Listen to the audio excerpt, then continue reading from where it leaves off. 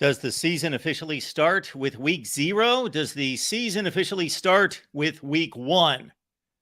Well, I'm here to say that college football 2023 really doesn't start until it's the first call-in show weekend wrap-up extravaganza right here at the Voice of College Football, which, of course, on a week 1 is not truly the weekend wrap-up show because we've got games all day Sunday and then into Monday night. But this is the first of many of about 15 full days on a Saturday of college football. Not a great day of college football. Let's be honest. Not a great day of college football. Not a lot of exciting finishes.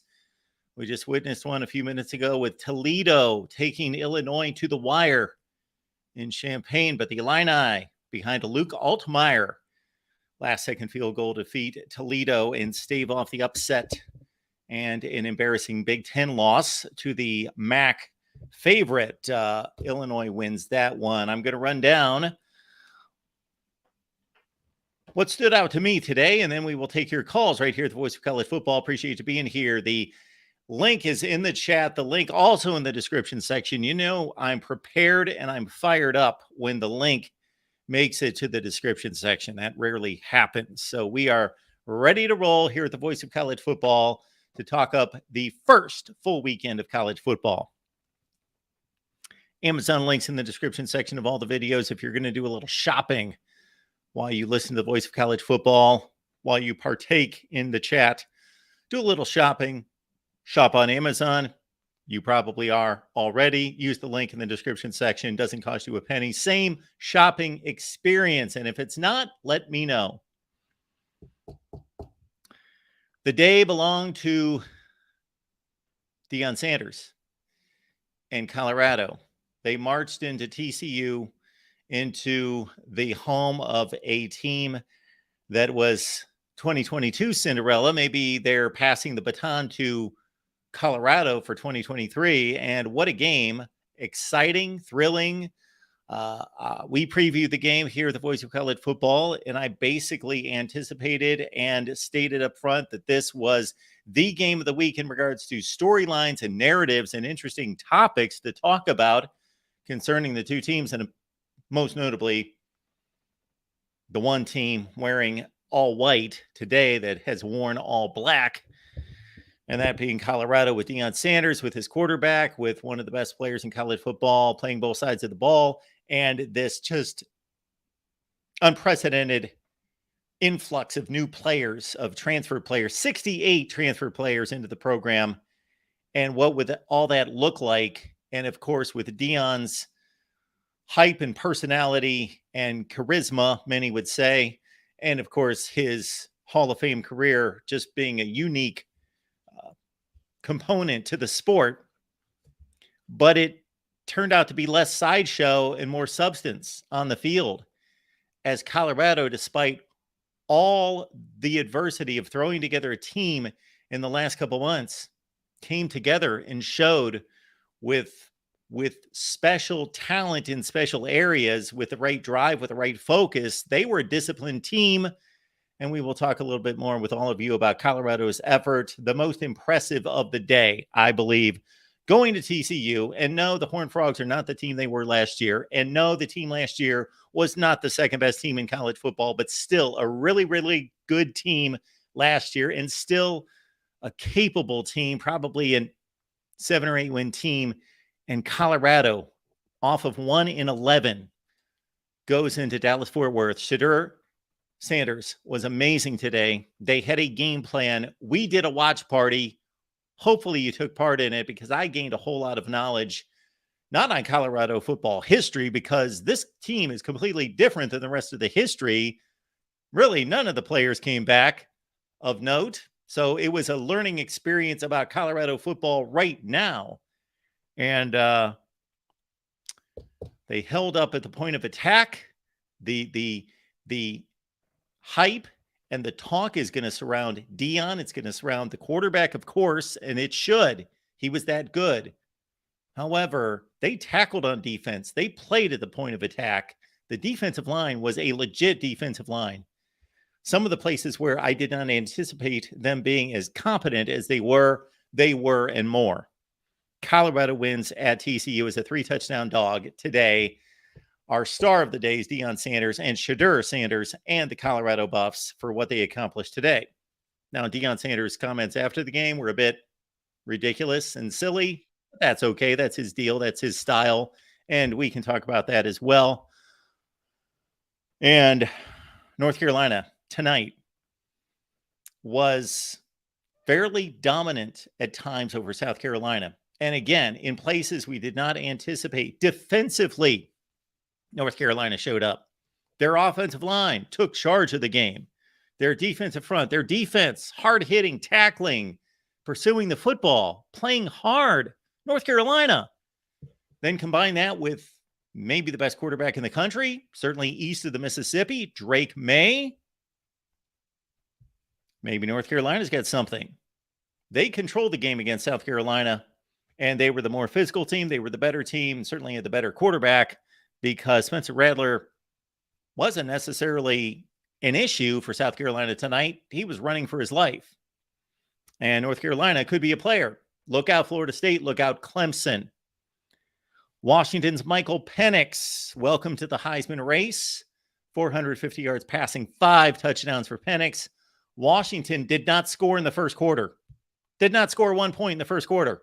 They still scored 56. The Huskies are that explosive, that prolific on offense. Great wide receiver core, one of the top 4 or 5 rooms in the country. Michael Penix pulling the trigger. I saw him miss some passes. I was not locked in on watching Washington football today, but he must have been that good. And I've seen him play enough that I know when I see 450 and 5 touchdowns, knowing it was mostly him. All right, Ohio State as we go to the Big Ten. And again, we will talk more once we take calls, so I'm not going to go through my complete thoughts on Ohio State and Penn State because they are the stories in the Big Ten. Kyle McCord was fine. Was he great? No, he wasn't anything close to great. But I think the performance was somewhat close to what we saw out of C.J. Stroud 3 seasons ago in his debut at Minnesota in 2023. Big Ten opener against an okay opponent. Minnesota then better than Indiana now, but not by a whole lot. That Minnesota team went 2-5. And C.J. Stroud put up better numbers, but Kyle McCord was okay. He was all right. The issues with the Buckeyes today, offensive line. Now, I saw a lot of comments because we did a watch party as well. Hopefully you could join us for the watch party, Ohio State, Indiana. We will do more watch parties if they are truly in demand and you respond and want us to do watch parties, because past seasons we've not done watch parties and people are always asking us to do watch parties. But here's the deal. I keep seeing this comment, which I would think, while many of you act like this is the first college football you've ever watched or gone through a sports season for the first time because you're overreacting to a first quarter or a first game or a first pass or a first 10 passes or first whatever, I'm just astounded at these overreactions. And there's a reason that there are major networks that have capitalized on that by saying Overreaction Monday. That's exactly what it is. Overreaction. So let's not be stupid.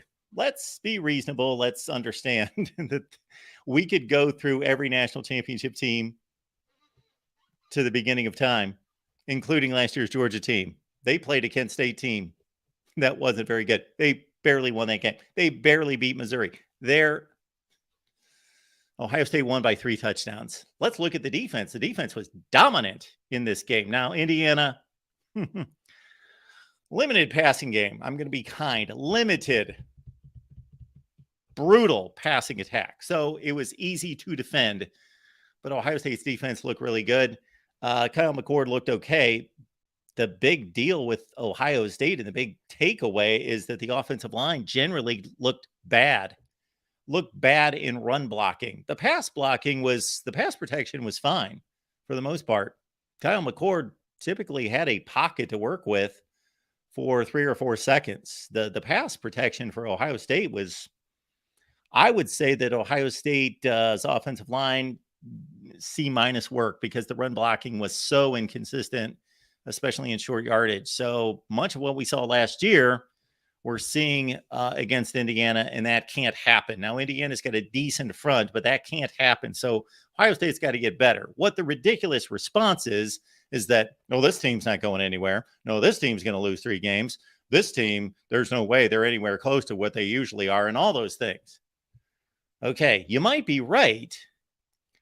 Now, the reasonable response is if they don't improve, if they don't get better in these areas, yes, they will not win the Big Ten. They will not beat Michigan. They will not beat Penn State. They could lose to Notre Dame. They could lose to Wisconsin. They could lose to somebody else like Maryland. But we could look at a lot of Ohio State teams, and not just Ohio State, a lot of other teams that have reached the playoffs and championship level play. And was Ohio State the best team in the country in week 1 in 2014? Were they the 5th best team? No. Were they the 10th? No. They weren't the 20th best team in the country. They weren't the 30th best team in the country the first 2 weeks of the 2014 season. Look up how that season resulted. All right. Disappointing that Devin Brown only played really, truly in meaningful time, only played 1 series. He played at the end of the game through a few passes. I don't even remember seeing those passes. I shut the game off with about 8 minutes left when Indiana had its last shot to make it some kind of a game. So Ohio State took care of business 23-3. Real story in the Big Ten's at Penn State, took care of West Virginia. West Virginia's not an awful football team. They hung in this game. It was kind of a slow grind for Penn State. They slowly pulled away. There was not a spurt there. They didn't run out 21-0, or they didn't take a 7-7 game in the fourth quarter and make it, boom, 28-7. Just kind of a slow wear and tear. Penn State's defense is near exceptional. West Virginia did run the ball on them, but keep in mind that they've got 3 All-America caliber offensive linemen between guard, center, and center. And C.J. Donaldson's a really good back. Tennessee, Joe Milton, they put up 49 today. Josh Heupel and company looked sharp against a bad Virginia team, starting a quarterback who we last saw at Monmouth as the starting quarterback. So Virginia football just happy to be on the field. Of course, the tragedy ended their 2022 campaign, and Oklahoma put up 73 points, and the other team put up nothing. And Butch Jones may be looking for a job. He's won 5 of his last 25. Much more in college football to take from that.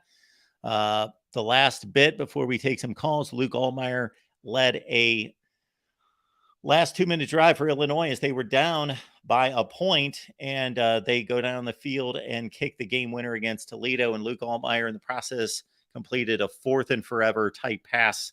Excellent throw from him. And Illinois pulls it out in Luke Altmyer's first start. And there we go. We still have, of course, 3 games on Sunday that we will dive into as well. Northwestern Rutgers, San Jose State, Oregon State, and the Big E.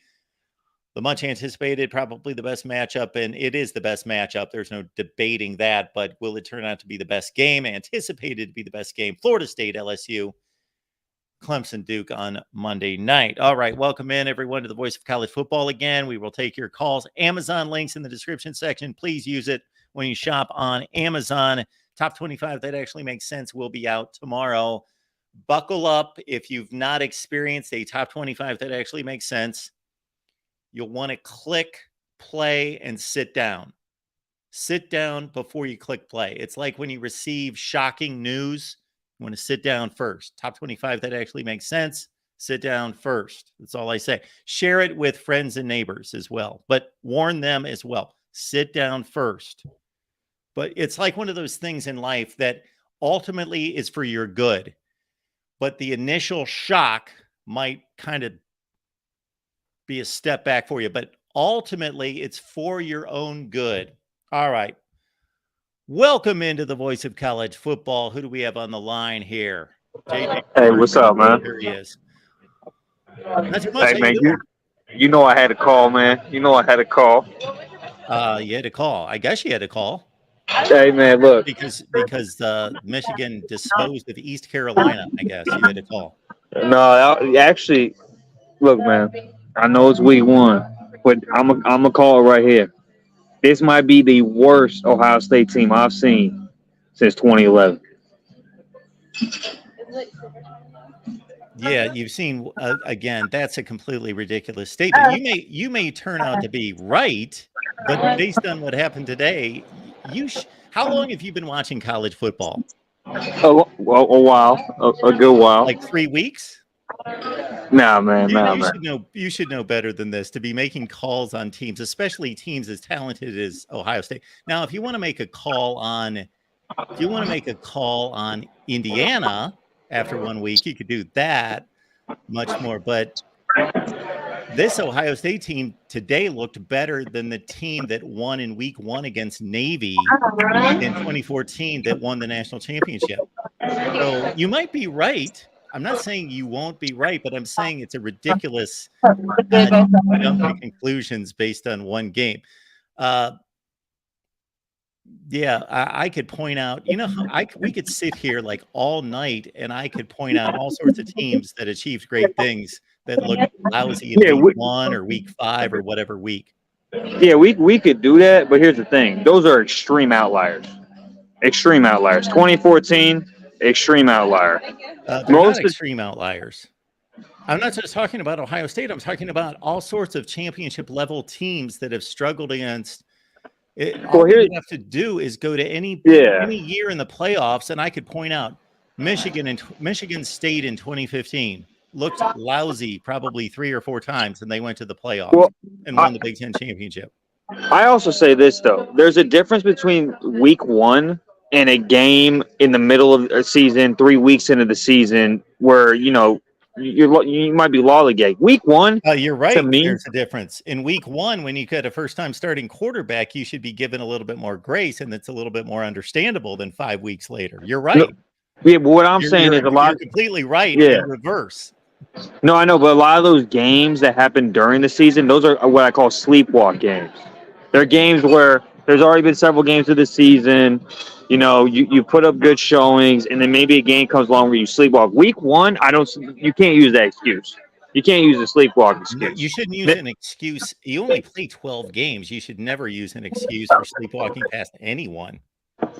No, I agree, but I just think week one, you waited a whole offseason. Teams usually come out with the energy, all those things. They're not really having a quote unquote sleepwalk game, which is what you would say with a lot of those games that you're talking about, the Kent States. Those are more sleepwalk games where the team knows how good they are. They play very well for the most part. Then that game comes along and they just didn't bring the correct energy or whatever.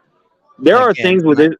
My point is that you might be right, or anybody that is ending the season for anybody, not just Ohio State. We could be talking about anyone that didn't look particularly great their first time out.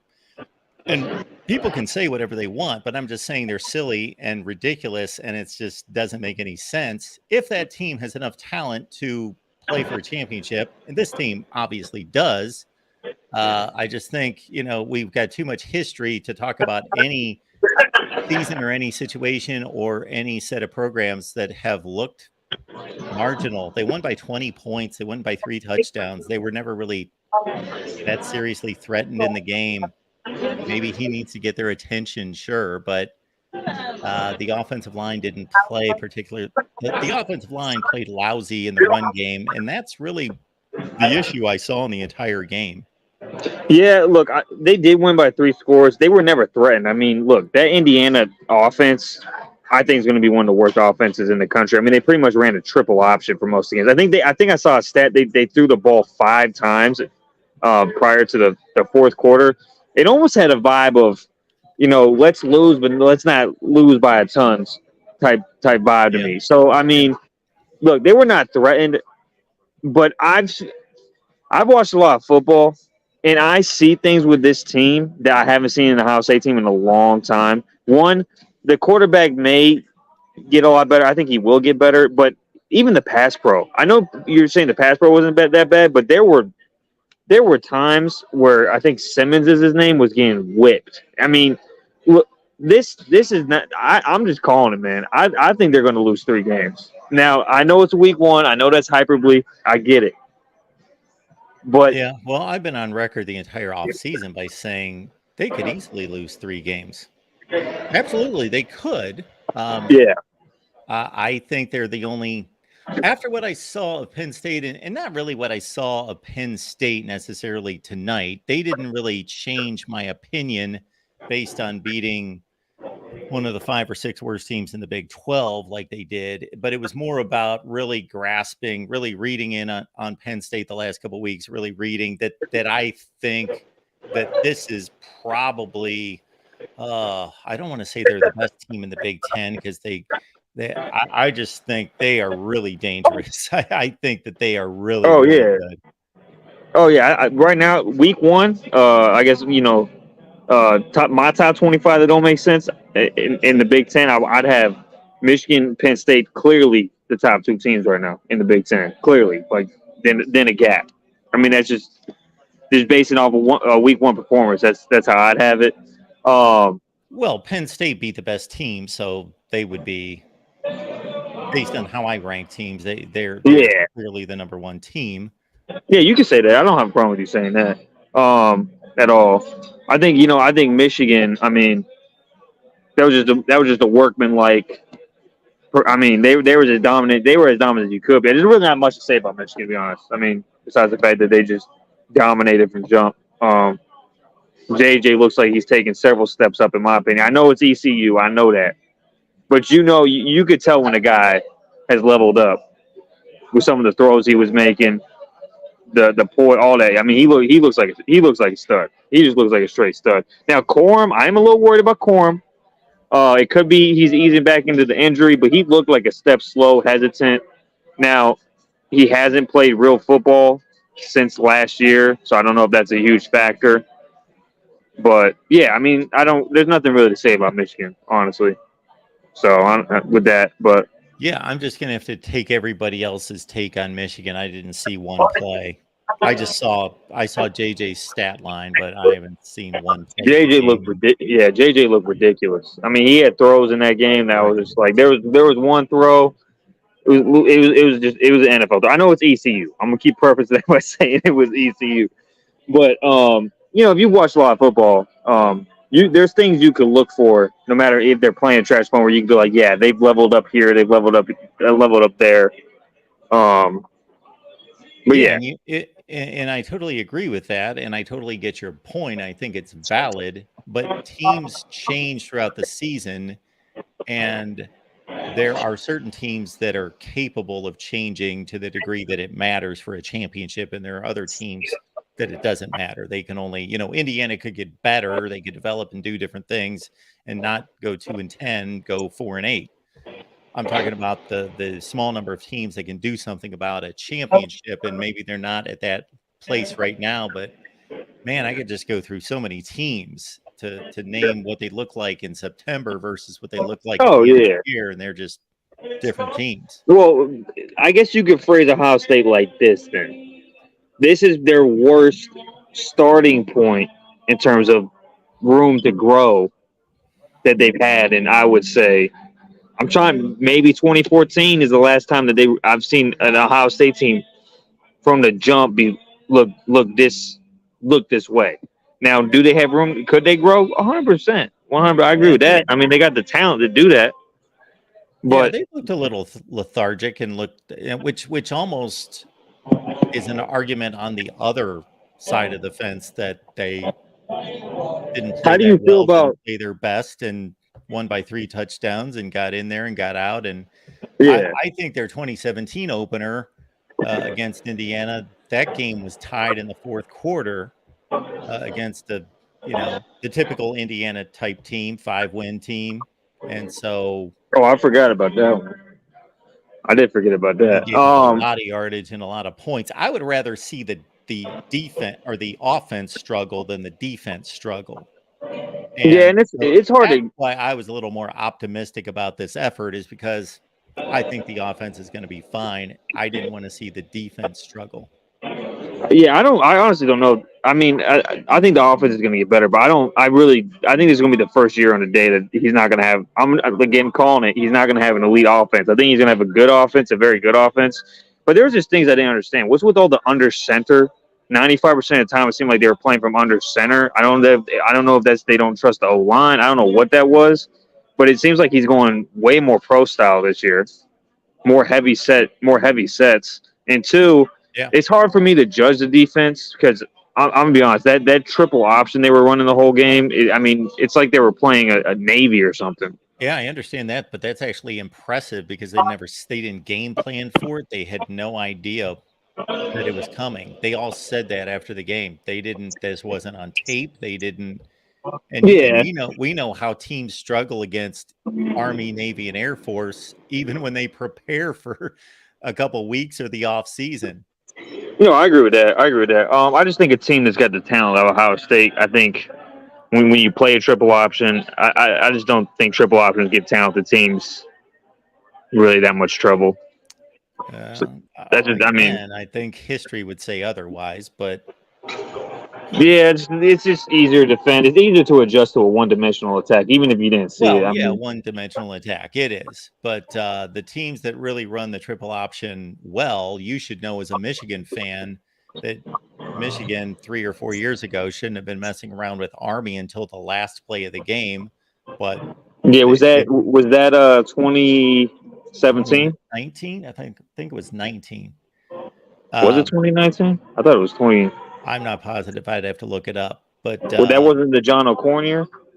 Ohio State had a Rose Bowl winning team that beat Navy by stopping a 2-point conversion at home in Columbus in 2009. So and Oklahoma playoff team taken overtime by Army. So anyway, I'm not going to get into that. Yeah, no doubt. Valid point. If you're not threatened by the past, then. Well, also, I mean, like, how good are they at triple option? Like a team like Navy and Army, that's all they rep. Sure. So how good? We don't know. It's week 1, but I would have a suspicion that that's not something that they've been practicing for years. I feel like that's something that they just implemented. So the other part of that is how good are they really at the triple option? But anyways, the other thing I wanted to talk about before I go was did you see Alabama today? No, I did not see one play of that game. I know they're playing trash, but man, that dude's electric. That quarterback. I didn't even. I was locked on 2 games tonight, and actually, I was too busy running all these post-game shows to even focus on those. So that's got to change. But anyway, I don't even know who started. Jalen Milroe, I assume, started. Man, he had some passes that were just gorgeous. I'm talking 70-yard bombs. That's going to make me glad that maybe I picked Alabama to go to the national championship game. Not only that, he was running. They couldn't attack. I mean, the dude's just an athletic freak. But what impressed me the most was his throwing, though. I mean, he was throwing dimes like down the field, and I was like, wow. So, all right, man. I appreciate the call. Have a good night. All right, let's keep it rolling here at the Voice of College Football. Appreciate everyone's comments, questions, and the like. We got the real MVP caller. Hey, Mark, how are you doing this evening? I'm good. I am doing really well. How are you? I'm doing well. Kentucky won by 30. Looked okay. Lost one of their best linemen in Kenneth Horsey, so that's disappointing. Yeah. Probably out for the year, it looks like. Had to get carted off, so, very frustrating. Yeah, it is frustrating. That's the one frustrating thing about the sport. Athletes get hurt in every sport, but obviously injuries are more of a factor in this sport. And when somebody's trained and prepared all season, and then the first game of the season, they're out. And yeah, I would like to see all these teams at full strength. Yeah, I would too. I hate it, especially for him. He had injuries. But Mark, I think you kind of missed the overall point of today in your rundown. The Big 12 is the worst conference in America, and it really isn't even close. Okay. Texas State, Mark. Texas State over Baylor. And it wasn't even that close. Yes. I saw that score. Yeah. Didn't see any of the game, but yeah. Okay. Oklahoma State struggled against Central Arkansas. Okay. 27-13. BYU is only up 7-0 against Sam Houston right now. Wyoming might be Texas Tech. That one I projected. I actually put that in my predictions, my season-long predictions. So I'm kind of hoping that hits for me. Did you put it on the straight money line, or did you get the points? Well, I'm saying in my season predictions, I picked Texas Tech to go 8-4, 5-3, or 6-3 in the conference. So I picked them to lose an out-of-conference game, and I picked them to beat Oregon. So to lose this game and then come back and beat Oregon next week. Okay, so that's just 4 results from the Big 12 that didn't look good. Also, Houston struggled against UTSA. I'm not sure if you saw that, but there was a controversial call to end the game. They moved the spot of the ball about 3 feet, and it was so close the referee literally had to look down at the stick and gave him the first down. It was really close. So it was a controversial spot, plus whether it was a first down or not. So how did that change the game? Give somebody a first down? Houston won the game on that call because they would have had to punt it since it would have been 4th down, and UTSA would have had time to potentially drive the field. They had 2 minutes left in the game. So Houston won by how much? 3. They won by 3. And it's unlikely, but UTSA lost in possession, basically. Yeah. I don't know if they would have scored or not. That's an assumption too far, in my opinion. But they should have had the chance, and they didn't have it. Gotcha. Do you agree with me about the Big 12 looking like the worst conference this year? Well, those are bad results, all of them, and we didn't even get into TCU and Colorado. Now, Colorado may prove to be much better than we thought, so we'll find out if this is more about TCU or more about Colorado in terms of this game today. Who else do we have? Texas didn't do anything that we wouldn't expect. Really, nobody had a plus. There's holding serve, and then there's notching significant wins, and then there are significant losses. And this conference did nothing but notch significant losses or ugly performances. I'm not thinking of any positive performances.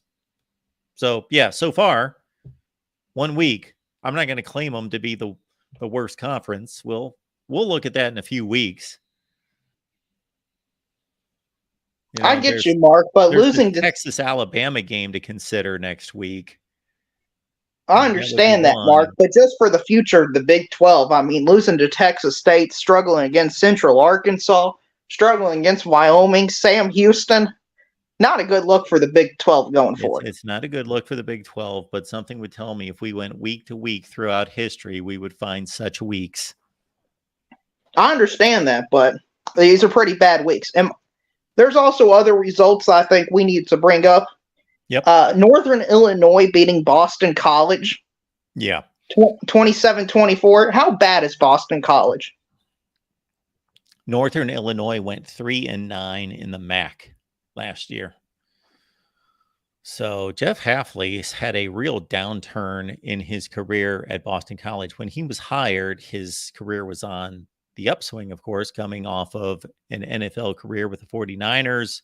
Good season at Ohio State that set him up for the BC job, a head coaching job at a young age in the ACC. And his first couple of years with Phil Jurkovec, decent, 500 kind of seasons.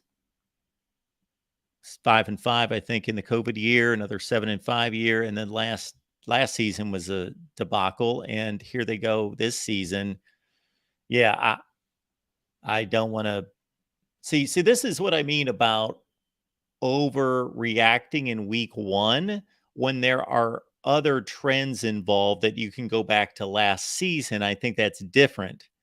This is not an aberration. BC was awful last year, and they were expected to be awful this year, and this confirms that they're most likely awful this year. Right, and I'm not sure if you watched a single play of the game, but Northern Illinois looked like the better team throughout. I mean, Boston College was down 2 scores in the fourth quarter and had a comeback just extended in overtime. You've been able to watch a lot of football today. If you've caught some of the Northern Illinois Boston College game, I'm assuming you watched your Wildcats play. You mentioned about 3 other games that you were able to see. That's pretty good. Hey, man, them highlights do it for you. Yeah. Well, I watch as many games as I can, but I get too involved in these post-game shows with all these post-game shows we've got going on, and that is seriously going to change. Yeah. So what else stands out today? What else stands out today? The Pac-12 is making noise and potentially challenging the SEC for the best conference in America title. Undefeated is what you need to do if you want to seriously challenge the SEC, and that's what the Pac-12 is doing. And they're not only just barely beating teams, they're blowing out teams. Is this the real MVP, or is this some kind of what have you done? I try to be objective, Mark. I try to be objective, and I call it like I see it. What results are pointing to the Pac-12 being that good? Washington dominating Boise State was a great result today. I mean, it's a good result. I'm not so convinced that Boise State's really that good, but they're a good team. That's a good win. Colorado, that's a good win, and it's a dominant win. So I'm not taking anything away from Washington, but it's not exactly like the Georgia-Oregon game at this point last season. Colorado going into TCU and beating them. Yeah, again, I think we need to see how much that is about TCU and how much that's about Colorado. But that's a really good win. Yep. And also every other team has won they've played. They haven't had a single loss. No losses for the Pac-12 this year. Okay. I know it's week 1 and it's early, and they are going to lose games eventually. I got to think. Well, I remember looking at their non-conference schedule and thinking, who are they really playing that's going to prove that they're any good? So Oregon's going to Texas Tech. I don't think Oregon State plays anyone of note. Washington's got this game against Michigan State probably next week or the week after. That's not going to show a whole lot, but it's a Big Ten team. Stanford's going to play Notre Dame. Yeah, I understand your point, Mark, but every other conference except for the SEC and Pac-12 has had an embarrassing loss here and there. And for them to have no embarrassing losses and to hold serve against the group of 5 is impressive in itself. I mean, even the Big Ten had Purdue lose to Fresno today. That's an embarrassing loss? It's a group of 5 loss. Yeah. At home. So it's something I don't think. Purdue's supposed to be one of the 4 worst teams in the Big Ten, and they're losing to what has been one of the 2 or 3 best programs in the Mountain West. I don't consider that some horrendous loss, but well, I get that as well. But when you're comparing that to a conference that has no losses currently, no, I agree. They're off to a good start. If they haven't lost any games, yeah, they haven't lost any games. UCLA's winning by 8 at halftime against Coastal Carolina. That Arizona State game was less than inspiring, beating Southern Utah by 3 points. But we've got Arizona State's going to play Oklahoma State. We've got Arizona's going to Mississippi State. That'll tell us something. We got Colorado and Nebraska next week. The way that's looking, I would expect Colorado is going to win that game if we go off of the way both teams Nebraska is 2.5-point favorites right now. Really? Well, last I saw, the line went from 9.5 to 2.5. Yeah, I bet it did. Cal's got Auburn. Yeah, I understand next week the results will probably change and the SEC will separate itself. I'm just saying for this week. Yep. And right now, it's really close. Kudos, Pac-12. Great job. Yeah, they did a good job. Normally, over the last 5, 6, 7 years, they would lose all sorts of these games. Sure. So when a conference does what they're supposed to do, you need to give them props. Yeah. Because you got conferences like the Big 12 over here losing to Texas State at home. Yeah. Who is the ACC lost to? Northern Illinois. Yeah, Northern Illinois. Is that the only one? Is that the only bad loss? Okay. And the SEC's undefeated, correct? No, they had 2 losses. South Carolina lost to North Oh, Carolina, yeah. and Utah lost to. Utah beat Florida. Yeah, Florida. So they lost to Utah. They lost to North Carolina. No great shame there. But that South Carolina North Carolina game was what. Now, see, those are the kind of games that I really look at because there's comparable seeding there to deal with. North Carolina, South Carolina. That's an expected, mid-tier to upper tier in both leagues kind of game. So that's a good win for the ACC. I agree with that. North Carolina. Yeah, I agree with that. I was shocked that North Carolina dominated the way they did, especially in the second half. I was very happy with their defense. I thought their defense for sure was going to give up at least 40 points in this game. Notre Dame's going to NC State next week. I'm intrigued by that game. Oh, I am too. I was impressed with Brennan Armstrong and what he did against UConn yesterday. Yeah, I don't know that a lot of people are looking at that game. And I think Notre Dame plays Pitt this year. That's correct. I believe the game's at Pittsburgh as well. And also, can we make the Travis Hunter for Heisman campaign start now? I tell you. Yeah. Ohio State had a cornerback wide receiver before your time, Chris Gamble, who played a long, long time for the Carolina Panthers. And that's what he did, was play every play and play some ungodly number of plays every week, 115 plays. And that's what that reminded me of, although Travis Hunter is probably a better receiver. But man, yeah, he's a ultra talented, super talented player. I think right now he's probably the best player in America. I would not argue with you. Anyway, Mark, that's all I got for you. Fight on to Tim, Tony, and Rick. Get the USC show to 4,000 subscribers, and congrats to the undefeated Pac-12. The real MVP. How about that?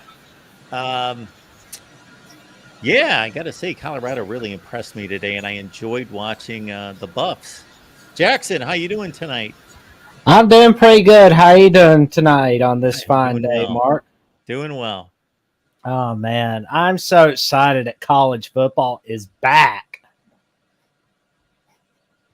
It is. Man.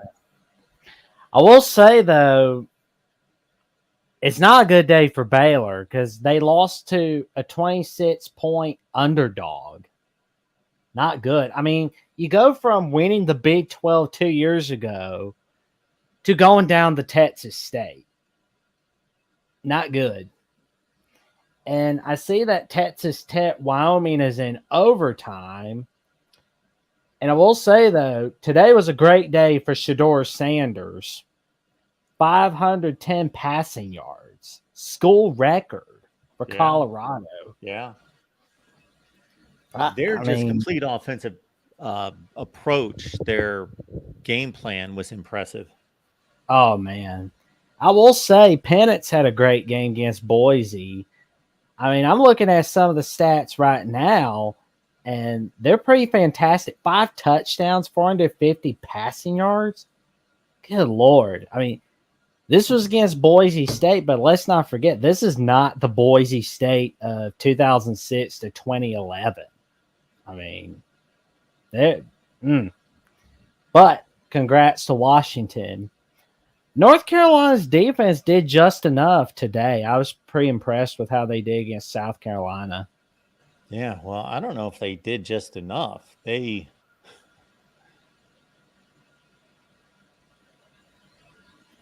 were stout. Oh, yeah. They're a lot better than last year. But they do have the rest of September ahead of them, so App State's a perfect trap game, especially for Power 5 teams.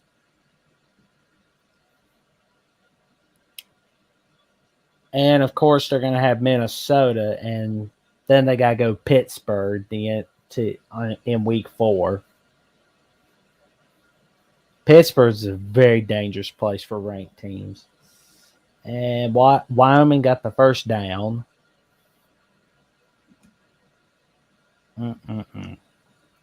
But I know that people were talking about Ohio State being sloppy. To some folks, college football is a few humdrum hours on a Saturday. To the rest of us, Yes, it's sacred. I didn't think that was my voice for a moment. That's not me. Anyway, oh yes, Ohio State. Now I know people were talking about Ohio State being sloppy. I have to admit, I talked about them being sloppy for a little bit today, but I do remember this is week 1, not week 11. Now if they're sloppy in week 11, then there's a lot to worry about. Of course, they got Youngstown State, Western Kentucky for the next 2 weeks. True test is going to be at Notre Dame. So that's going to be the true test. Jalen Milroe did fantastic today, but again, is against Middle Tennessee. We'll know how he can do in the big games next week.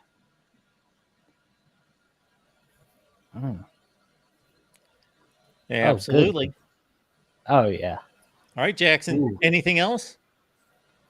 Oh, man. I just want to say let's get Voice of College Football to 42,000 subs.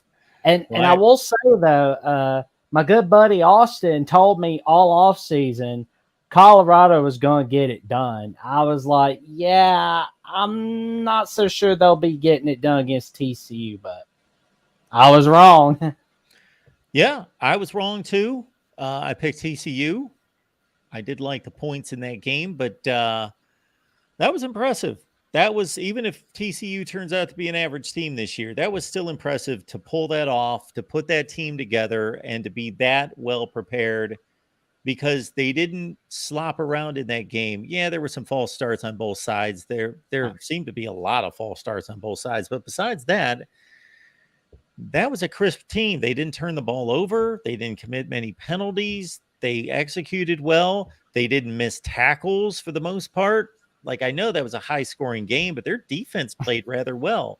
Like, they played a tight game for being thrown together, 68 players off the street from other campuses. I salute Deion Sanders and his coaching staff for what they did. I mean, like, last year they were 1-11. He got rid of that 1-11 mentality real quick.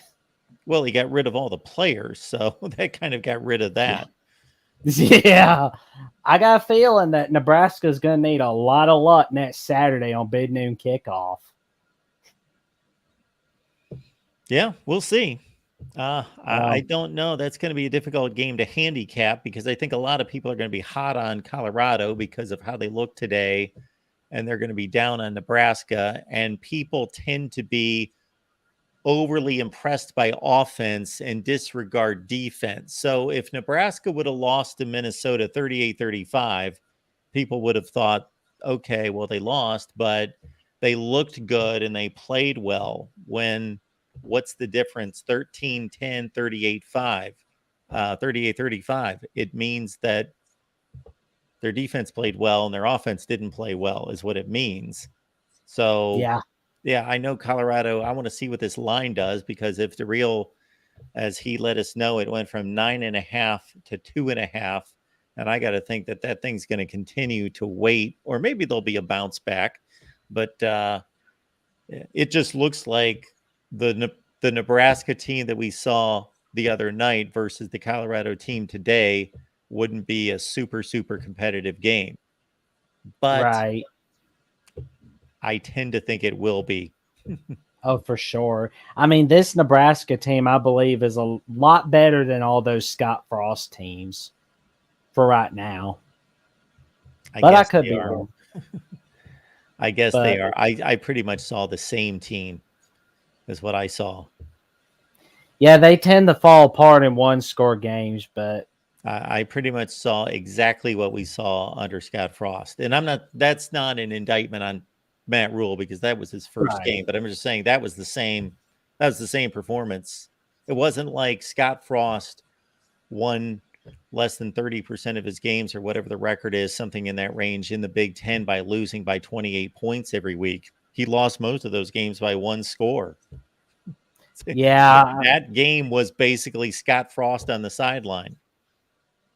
Yeah, I think once Rule gets all of his recruits lined up at Nebraska, I got a feeling he's nipping that in the bud real soon. Maybe not this year, but like maybe next year or the year after that. Yeah, we should see some improvement this season out of Nebraska.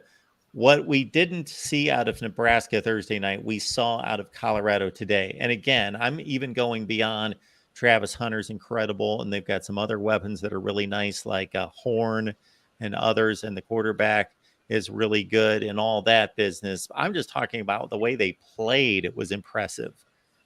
They were tight. That was not a loose performance. All right, No. Jackson, anything else? That's about all. Thank you for having me on, Mark. Well, Jackson, we a always happy appreciate week you. one.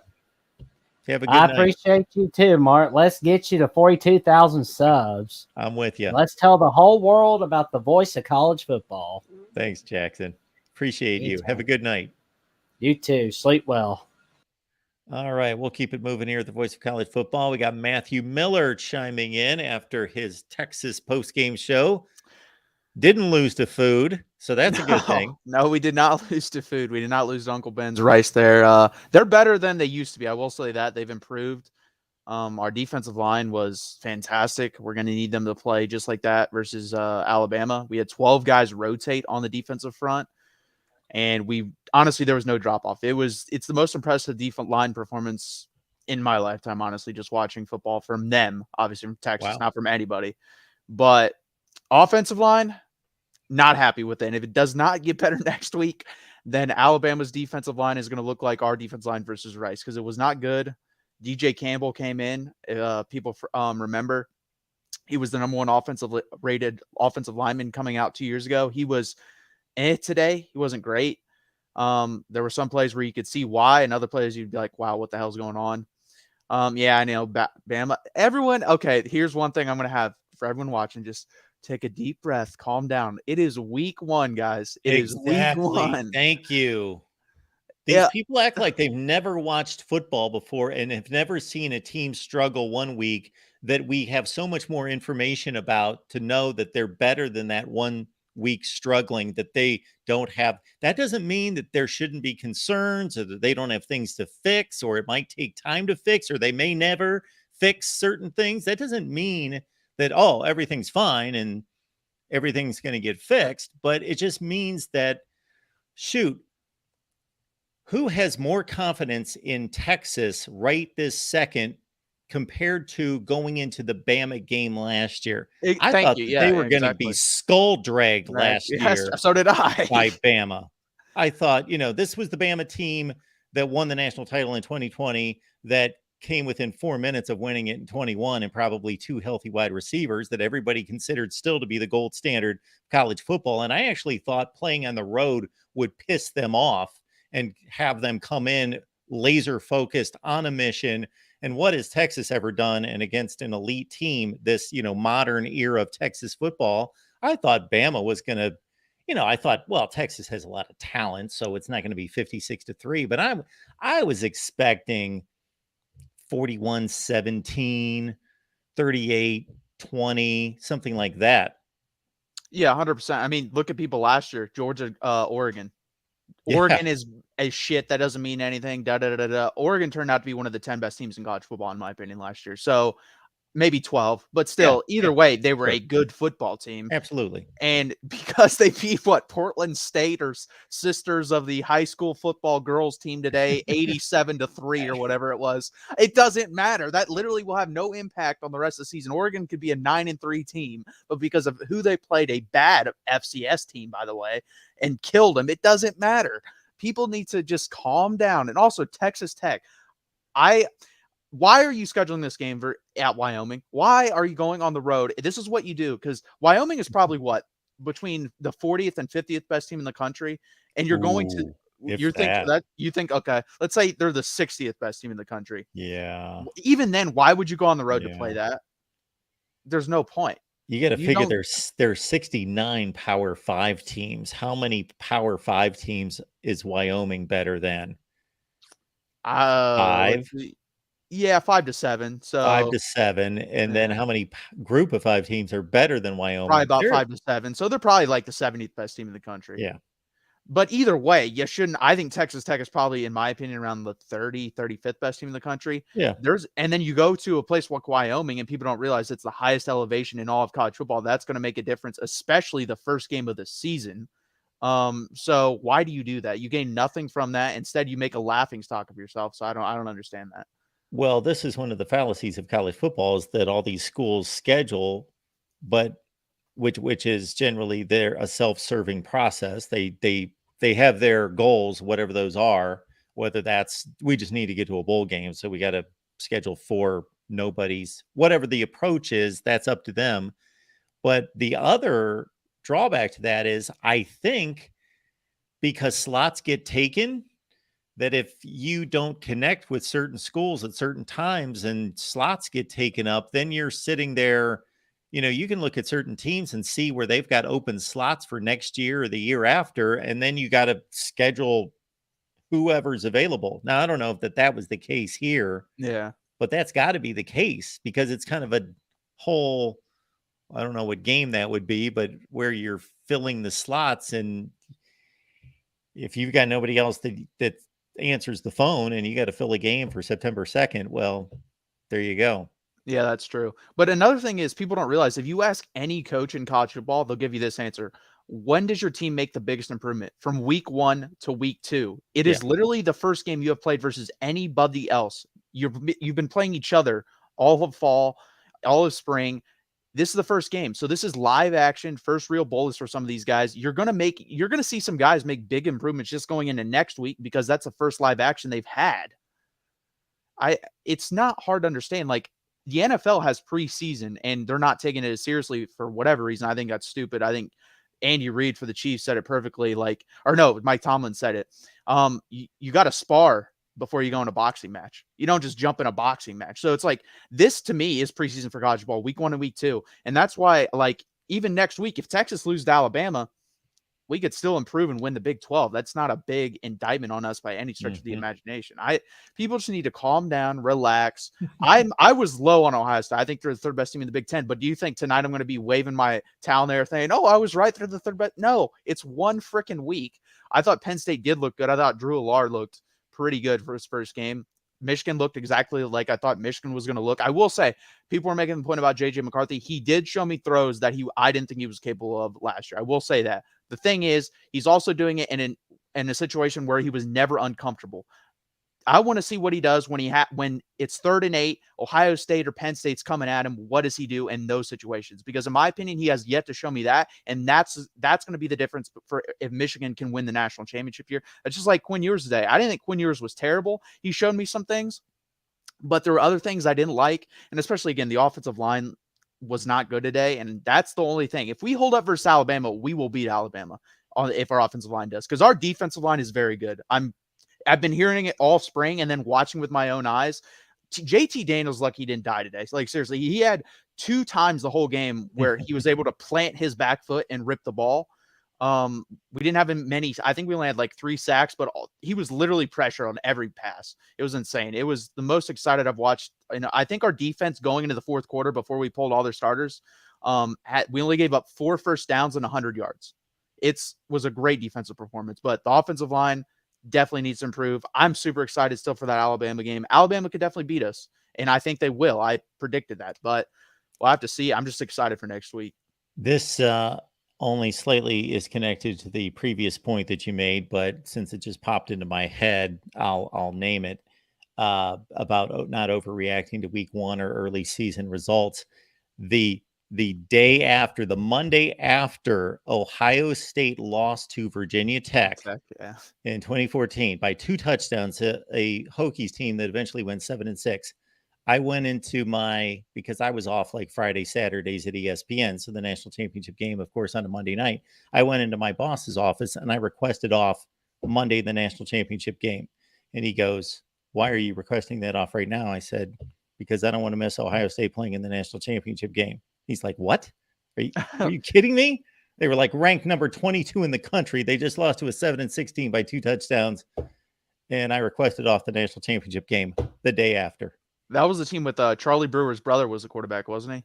Yes, Michael Yeah. Brewer. Yeah, I remember that. That Virginia Tech team, I know, watching that game, I thought, oh, this might be an 8-4, 9-3 Virginia Tech team, and then they didn't have a very good season after that. But yeah, Ohio State, obviously, like you said, they lost the game, were able to bounce back. I remember because I live in Ohio, people were calling for JT Barrett to be benched, stuff like that. Just calm down. I'm telling you, the first 3 to 4 weeks of this, you're not going to know who's great, who, and all of that. Kyle McCord will probably get much better, just like CJ Stroud did. Now, do I think he has a ceiling of CJ Stroud just based off watching him? No. But Ohio State doesn't need the ceiling of CJ Stroud with the talent around him to win a national championship, in my opinion, especially with this year. But just calm down, everybody. It is week 1. Football is back. You can get all excited and everything, but I'm telling you right now, there's probably 30, maybe 25 to 30 teams that you thought today, man, they're not as good as they're better than I expected, or they're not as good as I expected. And let me tell you, 10 to 12 of those you'll probably be right about. The other ones you're going to be wrong about. That's just what's going to happen. We've got a betting guy, odds maker, handicapper type, Steve Merrill from Wager Talk, that comes on here, and he says Vegas makes so much money on week 2 of the NFL because there is such an overreaction to week 1 in the NFL that everybody swings to, oh, they suck because they lost by 2 touchdowns to somebody that we think is going to be good or not good. And yeah, there's this complete overreaction to everything. Yeah, 100%. I mean, in my opinion, for the NFL, I don't take anything seriously before Thanksgiving. It's fun to watch. I love watching it. Yeah. But you don't know who's real until after Thanksgiving. Yeah. That's when you like the real obviously football can't. starts. Yeah, you obviously can't play yourself out of it.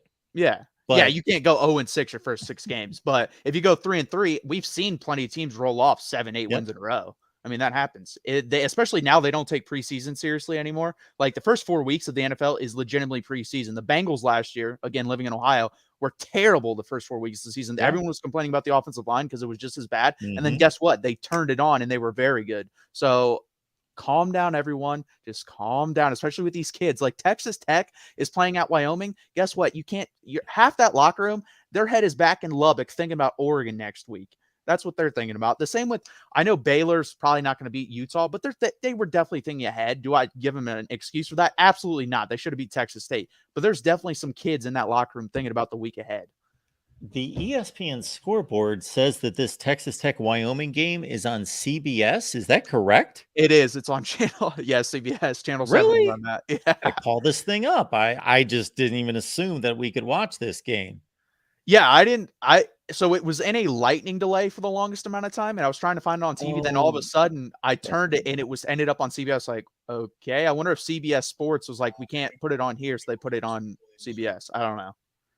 You know what? You are right, because I had CBS on for the Ohio State Indiana game, and then they were going to go right into this, and I thought it was odd that they were, with these TV contracts being what they are, and NBC getting into it, and CBS getting into it even further than they're just one SEC game a week, we're starting to see odder, lower grade matchups on network television.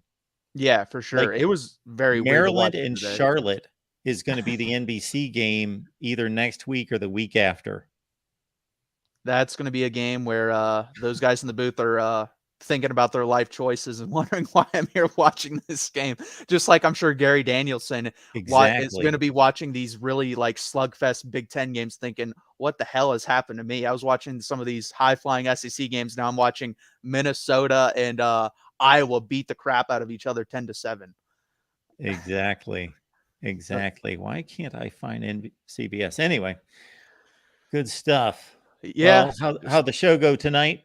It went pretty well. Everyone, please come over. I love talking football. I just want you over there to talk football. Next week, if you think Alabama's going to beat us, come over there and scream at me. Tell me I'm an idiot. Tell me Texas sucks. I don't care. I want people over there. I want you to talk football with me. I love talking any kind of football you want. If you want to change the subject to something else, we can. I have a feeling next week you're not going to want to do that because I have a feeling this is going to be a very good game.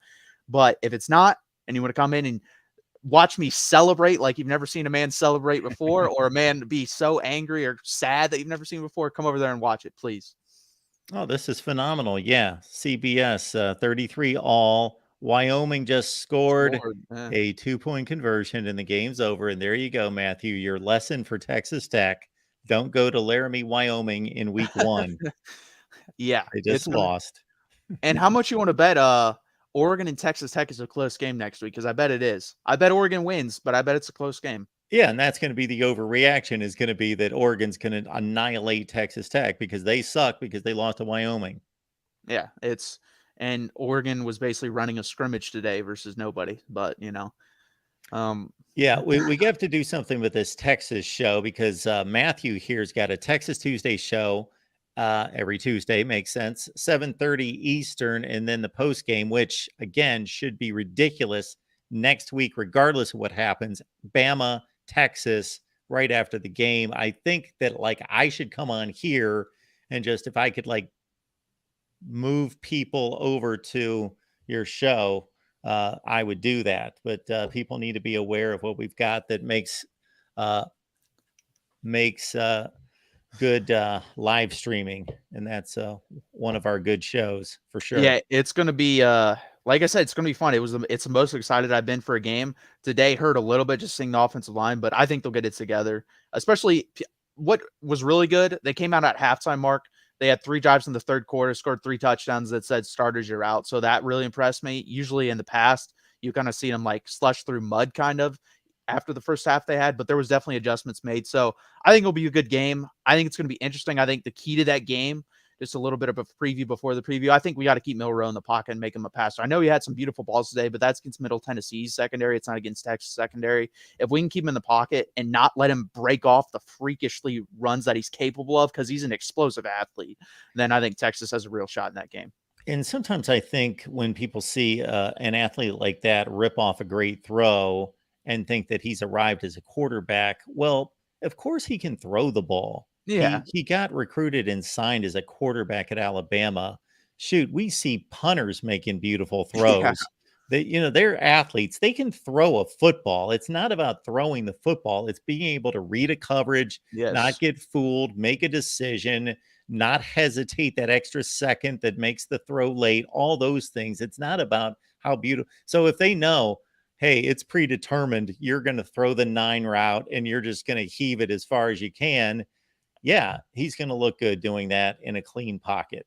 And that's the one deep pass I saw from him. He had basically all day to throw, and he threw a very deep post that was about a 50-yard completion to where he knew exactly where it was going to go. It was his one read. He looked there the whole way, and he just bombed that thing. And he has a great arm, but it's what I believe. If we can keep him in the pocket and make him death by 1,000 cut us, basically, I think we'll beat him. Now, if they hit plays over the top, they're going to beat us. But you just got to keep him in front of us, because I think Bryce Young was the opposite. I think Bryce Young was capable of death by 1,000 cuts. I don't think Jalen Milroe at this point in his career is capable of death by 1,000 cuts versus us. I really don't. Yeah. But I could be wrong. Okay, Matthew. Good stuff, man. Yeah. Thank you, Mark. Sure. Have a good night. Yeah, you too. Matthew Miller. He hosts our Texas Tuesday show. You can catch that on the Texas channel. It's also on our Big 12 channel. The link to the Big 12 channel is in the description section. You can go over there, check it out. Really good content. We post our Texas live shows, our West Virginia live shows, our Oklahoma live shows, plus all of our other Big 12 content there. All right. Tom's stopping by to talk some college football. Tom, how you doing? Hey, Mark, I got one statement and 2 questions. Okay. I think, Darrell, I think he's just jealous of the Big Ten. Because he's always bragging up the SEC, and I think he wants to be a Big Ten wannabe. That could be. That's what I think he is. And I'm disappointed that I come after him, so maybe he'll come on later tonight. The next thing is so what do you think, who's top rated ball game this week, TV-wise? Because that's what really matters. You're talking about the one that was played today, or the one I'm coming up talking about next for week? the week. For this week, who's the top rated ball game? I would think that Will the Colorado TCU be number one, or will Nebraska Minnesota be number one for the week? I think LSU and Florida State might have something to say about that. Yeah, that's true. Yeah, I forgot about that one. Now it is an ESPN game, and that typically knocks it down a shade. Yeah, I our guy Tony Altomore's built a system along with a few other people that correctly within like 80% accuracy predicts TV ratings. But yeah, those are going to be Ohio State, Indiana, for as lousy as that game was. Well, that's why I wonder who had more that game. It will be one of the highest rated games of the week. Well, will it be higher than TCU Colorado being a big noon game? That's what I was wondering. You know what I mean? Yeah, I just know people watch Ohio State play, even if it's they get 3 to 4 million people, right? Usually a lot more than that, depending. Well, I know, but you're talking Indiana. Yeah, you're talking Indiana. Last year's Northwestern game was just a shade under 5. Okay. 4.8.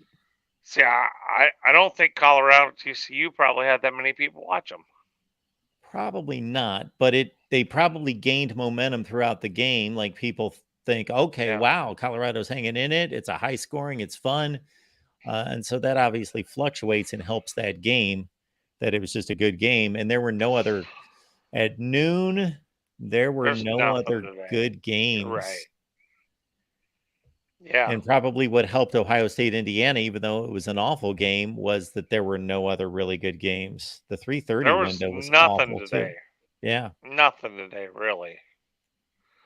What will the Nebraska Minnesota, will it do 2-3 million? Well, last year on that Thursday night to open the season, Penn State and Purdue played on Fox, and West Virginia Pitt played on ESPN. The Penn State Purdue game did 3.8, and the West Virginia Pitt game did 3.1. So you got about 7 million plus people. There are other games on smaller networks. So you get probably over 8 million people that want to watch college football on that Thursday night. So I would think that the Minnesota-Nebraska game probably did better. I'm sure it did a little bit better than Florida-Utah. So I'd say it did 3.5+ million. Okay. Well, it'll be interesting. Come out, see what the numbers are for the week. Do you track that stuff all the time? Do you enjoy looking at that? Yeah, I love listening to you. You know, I love listening to all that stuff and seeing how everybody does. And I understand where Tony comes from, because I mean, you pull up the weekly charts, everybody's got their draw, whatever team it might be. But so anyway, I listened to Corey's post-game show today on the Iowa deal. I listened to the ball game today. I wouldn't want to waste my time watching it. And it sounded mostly like the same old Iowa team. So, good defense, not a lot of offense. Once you get up 2 scores, you don't worry about much after that. And it was kind of disappointing day, but it's going to be a long season. They got the win, and as you know, in similar fashion last year at this time, they beat South Dakota by 4 points to start the season. So I understand. I didn't watch that ball game either because I wouldn't want to waste my time. But Corey's 10-2 might be a bit stretched for the Iowa team. 8-4 might be more realistic. Well, I would think that they need to do better than beat Utah State by 10 to be able to beat teams like Minnesota, Wisconsin, and others. So, yeah. And Vegas' 7-5 is possible. You understand? Yeah, it is. Yeah.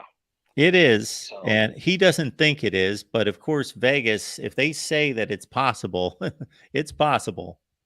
Yeah. Mark, I don't want to get in a big conversation about it, but there's not a lot of difference between a 5-7 team and a True. 7-5 team. Mm-hmm. And I Right. would say the difference between a 7-5 team and a 5-7 team is coaching. The talent level, if you take the top 10 or 15 teams out of the college, in the college pool, 16 through 40, the talent level is pretty much the same. Yep. Wouldn't you agree? Yes. There's a And few it- outliers, but yes. Right. But Yes. it comes down to coaching, injuries, and assistant coaches. It's not all on the head coaches, but the head coach is the one that hires the coaches, right? And so you take your top 10 blue bloods or whatever, and when it really comes down to it, there's not that big a difference between a 5-7 and a 7-5. It might just be a kicker, It just might be a field goal here and there. Yeah. It probably comes down to coaching, most importantly, like you just said, injuries, and not just injuries, but injuries at the wrong place at the wrong time, depending on the team and where they're thin, where they're weak, and then just the bounce of the ball.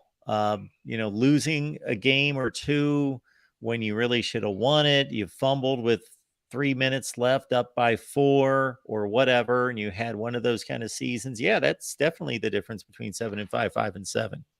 Well, look at South Carolina last year. Yeah.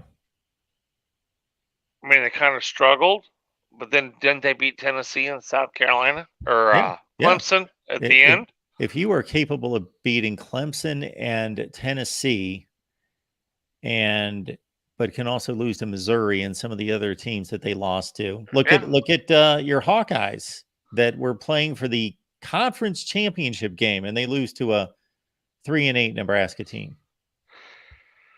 Well, that might be, but when it really comes back to it, if you want to pick out the Hawkeyes, their game come down to the Illinois game. That was, if they would have beat Illinois, they would have been in the Big Ten championship. It didn't have to come down to the Nebraska game. True. Do you see what I mean? Yeah, because they would have had the same that was a 9-6 game. Yeah, they would have had the tiebreaker. Yep. That really was the game that separated them. But no. So, well, I just like to finish off the night. I didn't learn too much out of this week's games. I listened to games all day. I was mowing hay, so I didn't see too much. I did. Whatever happened on the Penn State game? It was 14-7 last I seen, then 27. How'd they come out? They won 38-15. Pretty dominating then. I had my eye on it. It looked like it was. It wasn't. I wouldn't say it was dominating. It's just one of those games where they kind of wore on them. Added a score here and there, but just slowly separated themselves. You watch the ratings, but could they have as much talent as like Michigan or Ohio State on their team? Talent. Yeah. And close enough, not as much as Ohio State, but close enough to where the coaching and the just development, close enough to where it doesn't matter. Yeah. I think so. So, I mean, this is the season that's going to put James Franklin on the map, one way or the other. Yeah, he's either going to break through or people are going to say, when is he ever going to do it? Although, because they just have a first-time starting quarterback, a lot of people believe that next year is going to be their year because their top 2 running backs were true freshmen last year. So they're going to be juniors next year. Well, it might be this year.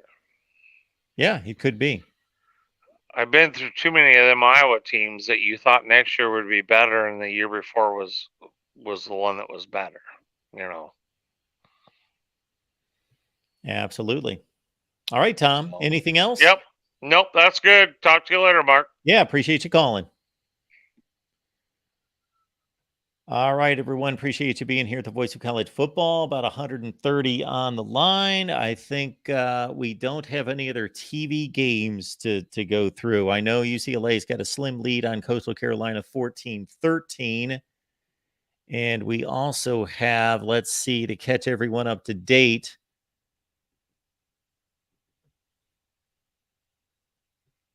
Arizona leads Northern Arizona 38-3 fourth quarter. BYU on top of Sam Houston, new to the FBS, 13-0 fourth quarter. And again, UCLA at the end of the third quarter with a 1-point lead on Coastal Carolina.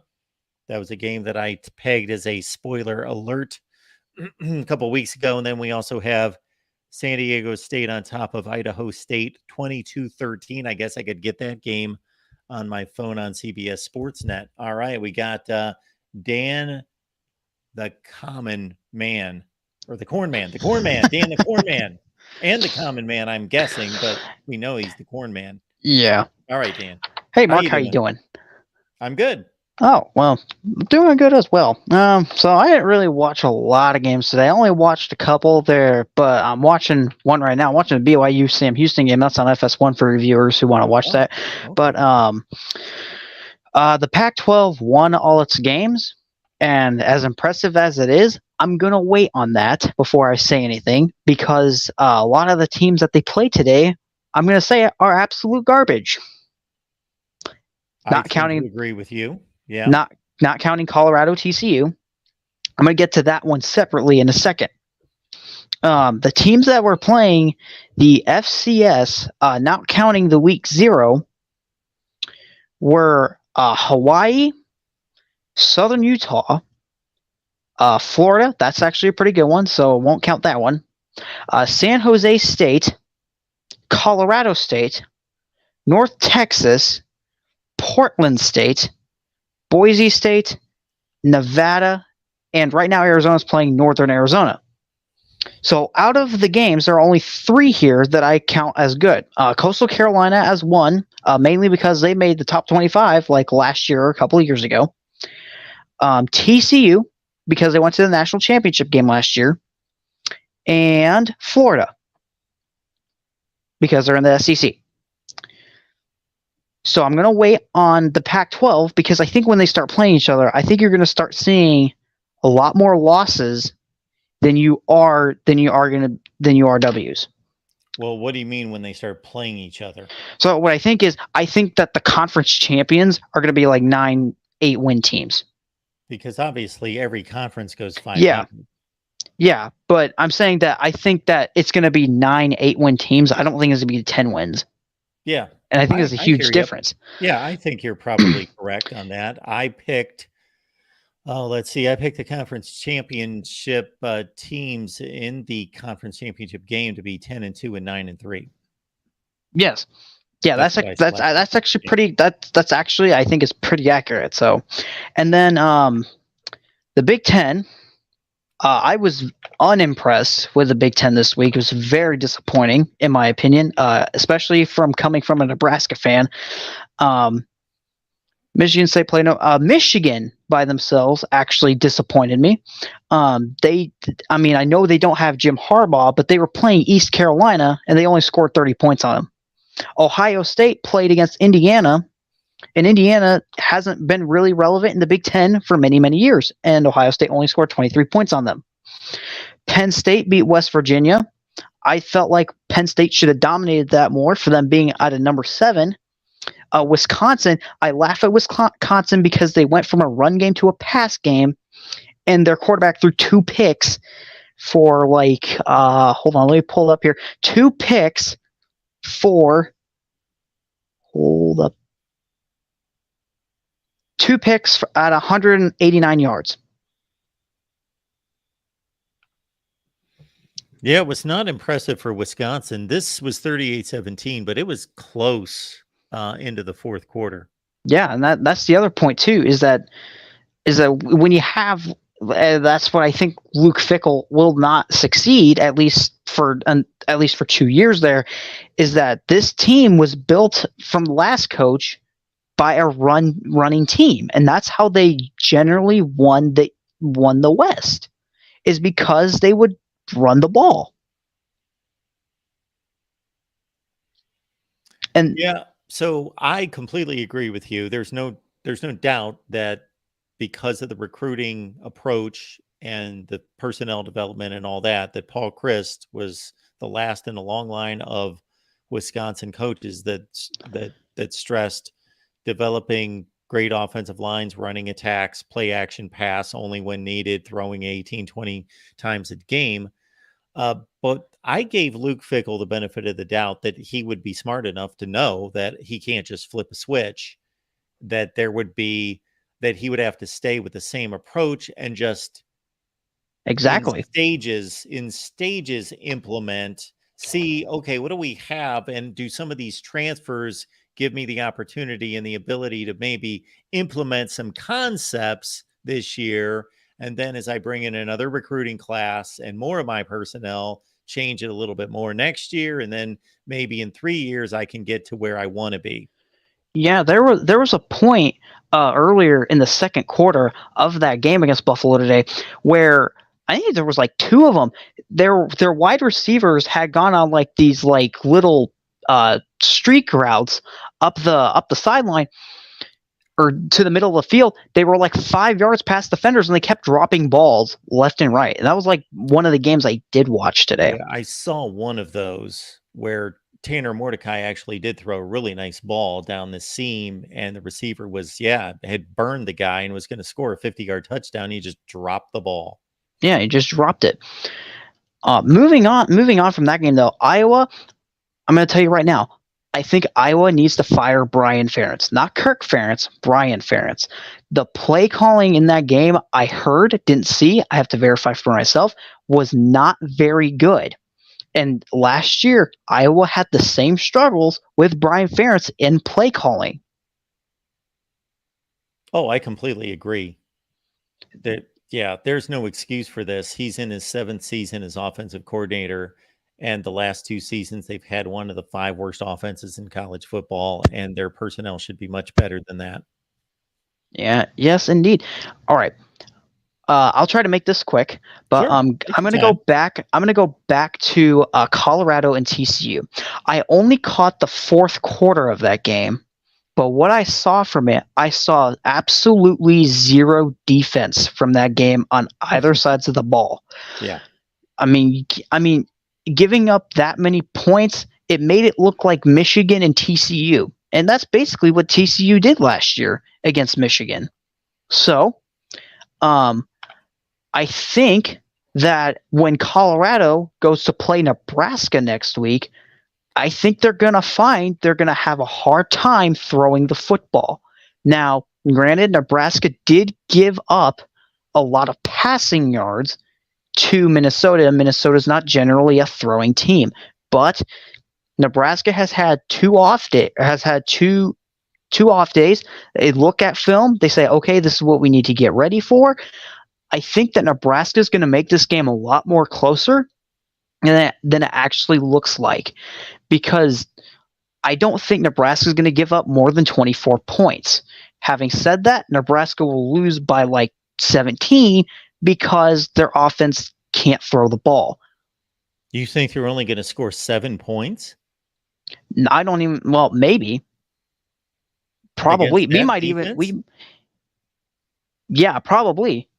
Because I don't know if you saw the Nebraska-Minnesota game on Yes. Thursday, but Jeff Sims was having a very hard time throwing the ball. Even when he was given time in the pocket, he would like stand around there. He would stare guys down, just one guy. He wouldn't even look down the field when he needs to say, okay, this is one read, this is another, this is another. He would stare down one guy. Sure. And then he would throw it.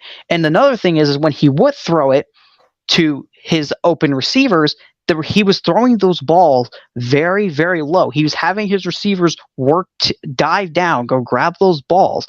And you really didn't gain anything from that going down the field. And then there's Sims' turnover ratio. 3 picks to 1 touchdown, and that 1 touchdown came off of a botched trick play. Yes. But So let's also understand that I completely agree. If that was the only game Jeff Sims has ever played in his life. It was pretty bad. And he made his mistakes at the wrong time as well. He throws an end zone interception, another one down near the goal line. But he's been a starting quarterback since 2020 in Power 5 football. And he's not been a good one. He's not been like exceptional, but he's been better than what he was Thursday night. So Yeah, that's my point too. He's been better than Thursday night, but I haven't really been all around impressed about his He's other. been an impressive quarterback, but that Colorado defense, for as much as I praised it at the beginning of the show, just because it's more competent than I expected, and I think a lot of the scoring that you saw late in the game is because it was 90 some degrees out, and those defenses were gassed because they played much That's better true. defense That's true. earlier in the game. Most of the points were scored late. But I just can't imagine that Nebraska can only score 7 points against that defense. Well, they almost scored only 7 against Minnesota. Minnesota is not very good either. Better than Colorado. Are we sure about that? Defensively? Yeah. Absolutely. Yes, we know that. Oh, I don't know about that. I don't know about that, Mark. But Minnesota you know what? was one of the 5 or 10 best defenses in the country last year. Yeah, I did see something about that on a statistical level. Minnesota's got a better defense than Colorado. Absolutely.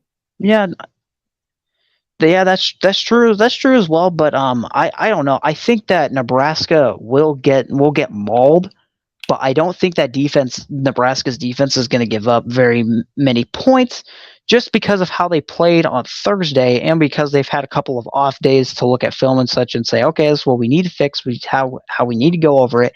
And, maybe even work out some new schemes and such, because this is Deion Sanders we're talking about. It's not, it's not like we're playing a Big Ten team. This is a different conference that actually starting to look better, not actually better, look better than it is.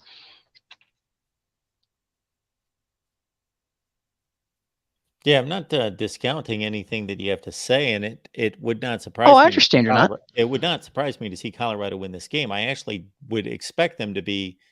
I would sitting right here after what I watched the last 3 days with these two teams would expect Colorado to win the game. However, again, as I don't know if you heard previous callers, people overreact to the first game of the season.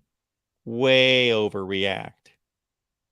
Yeah, I understand that, and I'm typically one of those people, but I'm just trying to look at this from the information that I've seen, and like I said, I only caught the fourth quarter of that Colorado TCU game, but looking at the information from when I saw the whole game of Nebraska and part of the fourth quarter, I didn't see any defense there, and it might be, and you may be right because of what because of the heat that was in Texas.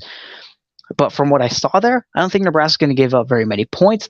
24 max. I don't think Nebraska's going to score that many either. So that's just my take on it. And you know what? Maybe I'm wrong. Maybe Colorado and Nebraska go into a shootout match like it was with TCU that it looked like, and then or maybe Colorado actually mauls Nebraska by 40 points. Yeah, we none of us know. None of us know.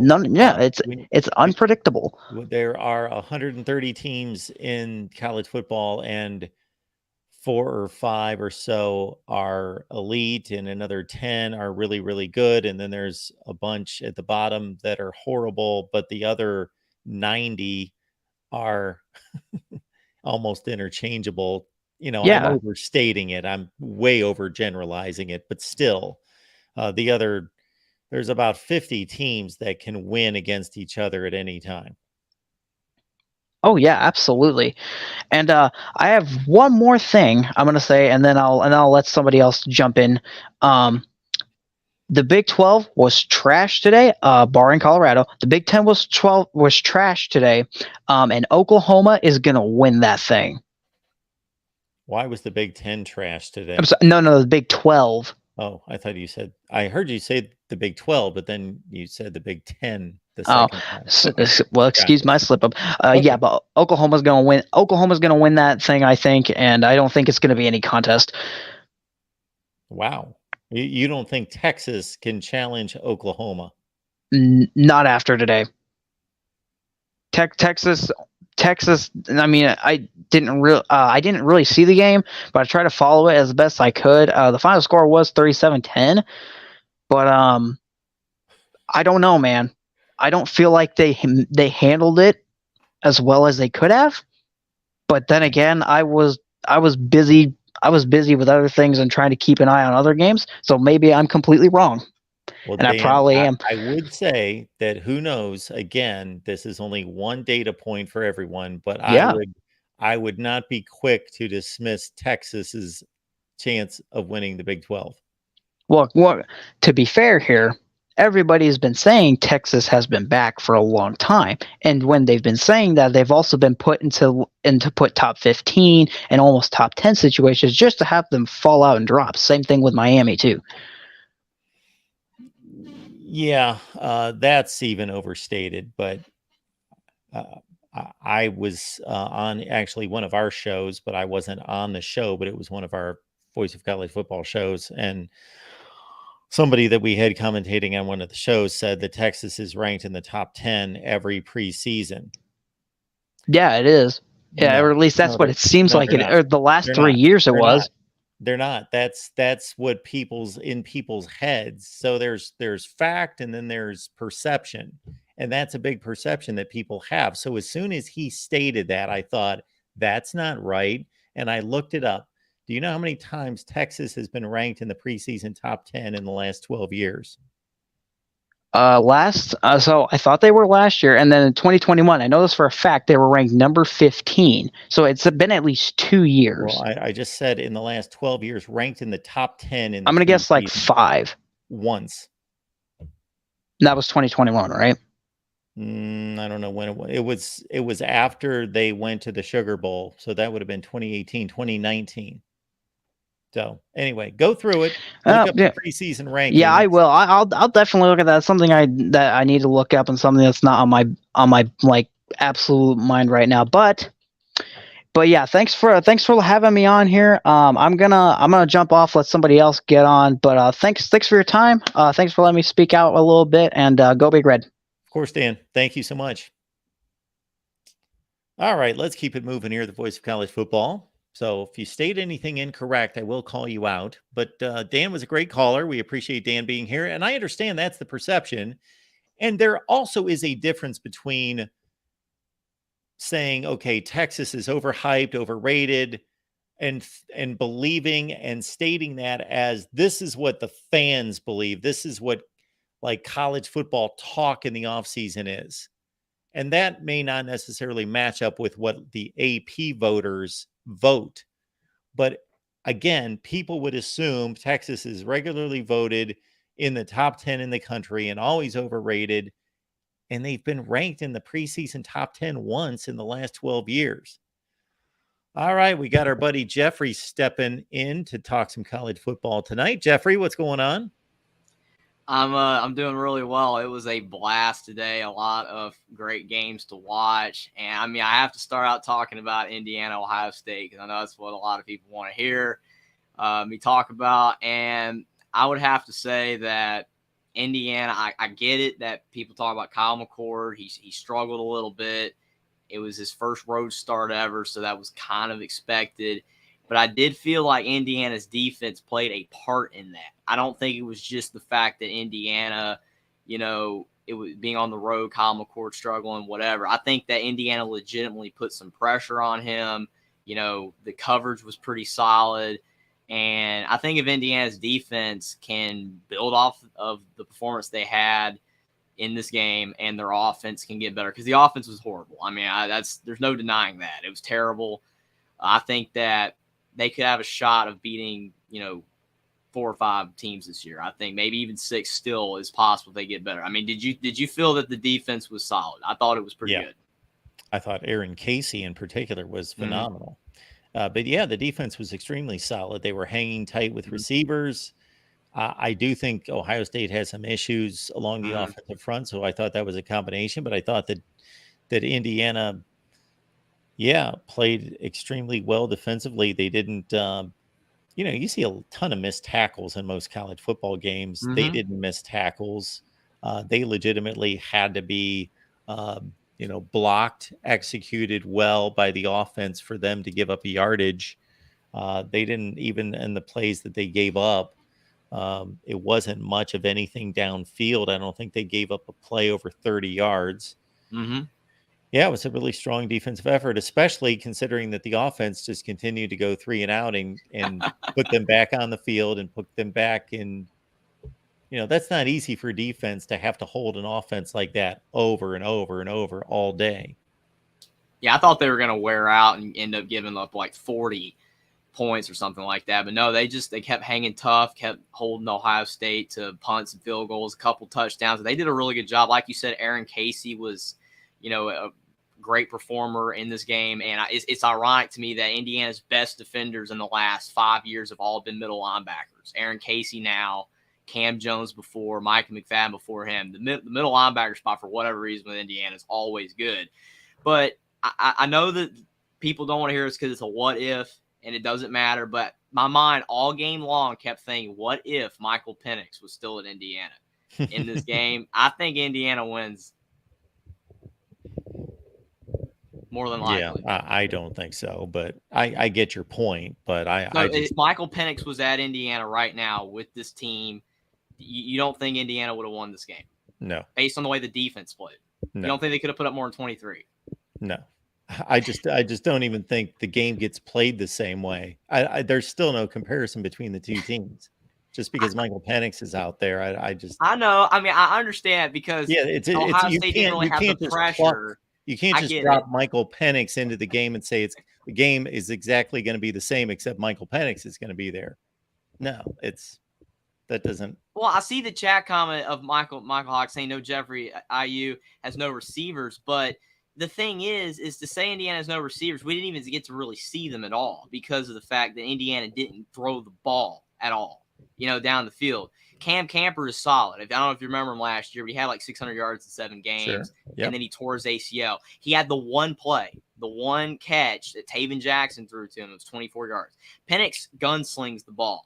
And the thing is, I felt like Indiana's O-line was better than last year's just by enough to the point where if he was back there, because you remember that Penn State game in 2020 where he was getting hit as he was letting go of the ball several times and completing those passes to receivers that are nowhere near as good as the receivers Indiana currently has. We didn't even get to see them. I mean, they didn't even get the ball thrown their way at all. I'm just saying, in my opinion, maybe they wouldn't have won, but it would have been a better game if Penix was there. Oh, sure, it would have been a better game. I still think they had a good chance to win because Ohio State didn't play like they did last year. I just think Ohio State would have elevated their game just so much, and I get that. And they played so conservatively on offense once they had a 2-score lead and just kind of went through the motions. That's definitely true. I get that. I mean, it is what it is. I mean, again, it's a what if, it's irrelevant, but I just thought is interesting to point out. But besides that point, much better. I like the game. I thought that, even though a lot of people say it was boring, I thought that, Indiana did the best they possibly could. And I am excited to see possibly if their offense will get better. Maybe they can make a bowl game, hopefully. The other game definitely I want to talk about is UNC, South Carolina, because I know that, DeReal and a lot of other SEC people would say that, South Carolina was, before this game, probably the better team. They've got more talent, and that could still definitely be true. But I was completely blown away by actual North Carolina defense. 9 sacks. The fact they had 17 sacks all last year, 9 sacks in this game. That was insane. That was incredible. And Spencer Rattler is a mobile quarterback that can avoid pressure, and you got to him 9 times. Again, I think South Carolina's offensive line was terrible in this game, but that is a testament to North Carolina's defense, especially the front seven, being a lot better. That was fun to watch. I mean, definitely living in the state of North Carolina, got to hope the Tar Heels are solid. I mean, they look pretty good. I'm not saying that they're going to win the ACC. I'm not saying that they're going to, be better than last year. They still could slip up, but in other games. But I really like the way that they played, and I'm hoping for Spencer Rattler that South Carolina's O-line improves, because if not, they're going to have a bad season. like compared to the expectations in the preseason for them being Mhm. maybe 8-4, top 25 team, 9-3. They did not look good at all on the offense, especially the O-line. It was terrible. Yeah. Again, I would just caution anyone to Mhm. not overreact to the week one results.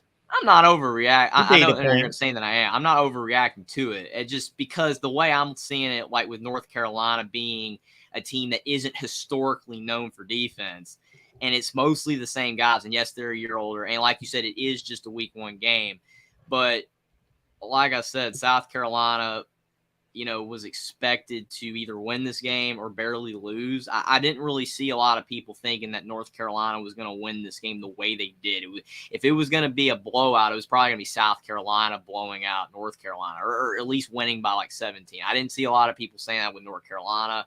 And, a lot of people were saying it was just going to be Drake May. Drake May didn't even play that great compared to what he had, performances last year at 2 picks. And, even if they were maybe you could say not his fault, somewhat, but still he had 2 picks. But the run game for North Carolina was pretty solid. British Brooks, a guy that did not play for the Tar Heels last year, he had 100 yards. I mean, pretty balanced offense. I just like what North Carolina did. Like you said, no overreaction. Definitely not overreacting to anything. I just think the South Carolina needs to get that fixed, or Rattler could be in a lot of trouble. Yeah, he was running for his life. And like you, I had the same initial reaction. And it's one of my biggest takeaways from today is North Carolina and how physical they were. They stopped the run. When do they ever stop the run against Never. a good team, a decent team? And how well they tackled, hit, played sound defense, didn't blow coverages left and right, all of that. Yeah, this when's the last time North Carolina had a good defense? Maybe in 2015.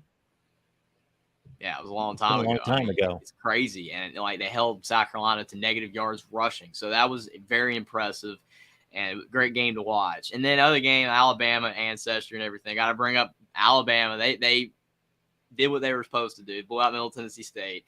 Jalen Milroe was, very solid. Again, he's going to have to prove that against Texas, that he can play, against a really good opponent. But I thought that he did, good through the air, good on the ground. We know he can run. So that was a solid performance. But that's about all I have to say, because that was definitely expected. I mean, I guess to go up and down, trying to think of the other game. Yeah, I saw Jackson mention Baylor. I mean, to be fair, granted, no excuses that Baylor should have lost that game. But, they do have – Texas State does have TJ Finley. And, I mean, he is a talented player that just did not work out. And sometimes when a guy like that goes to a school like that, it can work. And I mean, so I'm not saying that I thought that would happen. I definitely thought Baylor would win by 20 at least, but I mean, maybe not as surprising, especially considering Baylor wasn't very good last year. Yeah, I know nothing about Texas State, but yeah, I did know that TJ Finley had moved there from Auburn. So he's a guy that can move around and make plays, and he's got a good enough arm. He's not a great quarterback by any stretch, but he's got a strong enough arm to do some damage and have a hot night. And yeah, that Blake Shapen on the plays that I saw, he was under attack. So, which definitely isn't good against a team like that. Another game, I keep getting burned by Fresno State. I've picked against them twice recently, and it's burned me so badly. I picked Boise State to beat Fresno State in the Mountain West Championship game last year, and I knew that Hainer, missed the first Boise State game, and they lost to Boise. But then you talk about, the Mountain West Championship game, Fresno State was unbelievable. And then in this game right here, I picked Fresno initially, and then I flipped it to Purdue. I was like, nah, Purdue's going to win. And then Fresno State wins. I saw the score. I wasn't even watching the game, but I saw the score when it was done. And I was like, you've got to be kidding me. I'm like, really? I picked against Fresno for the second time in a big game recently, and they've won. So it was a good game. It was a good game from what I've seen. Purdue was up by 11 in the third quarter.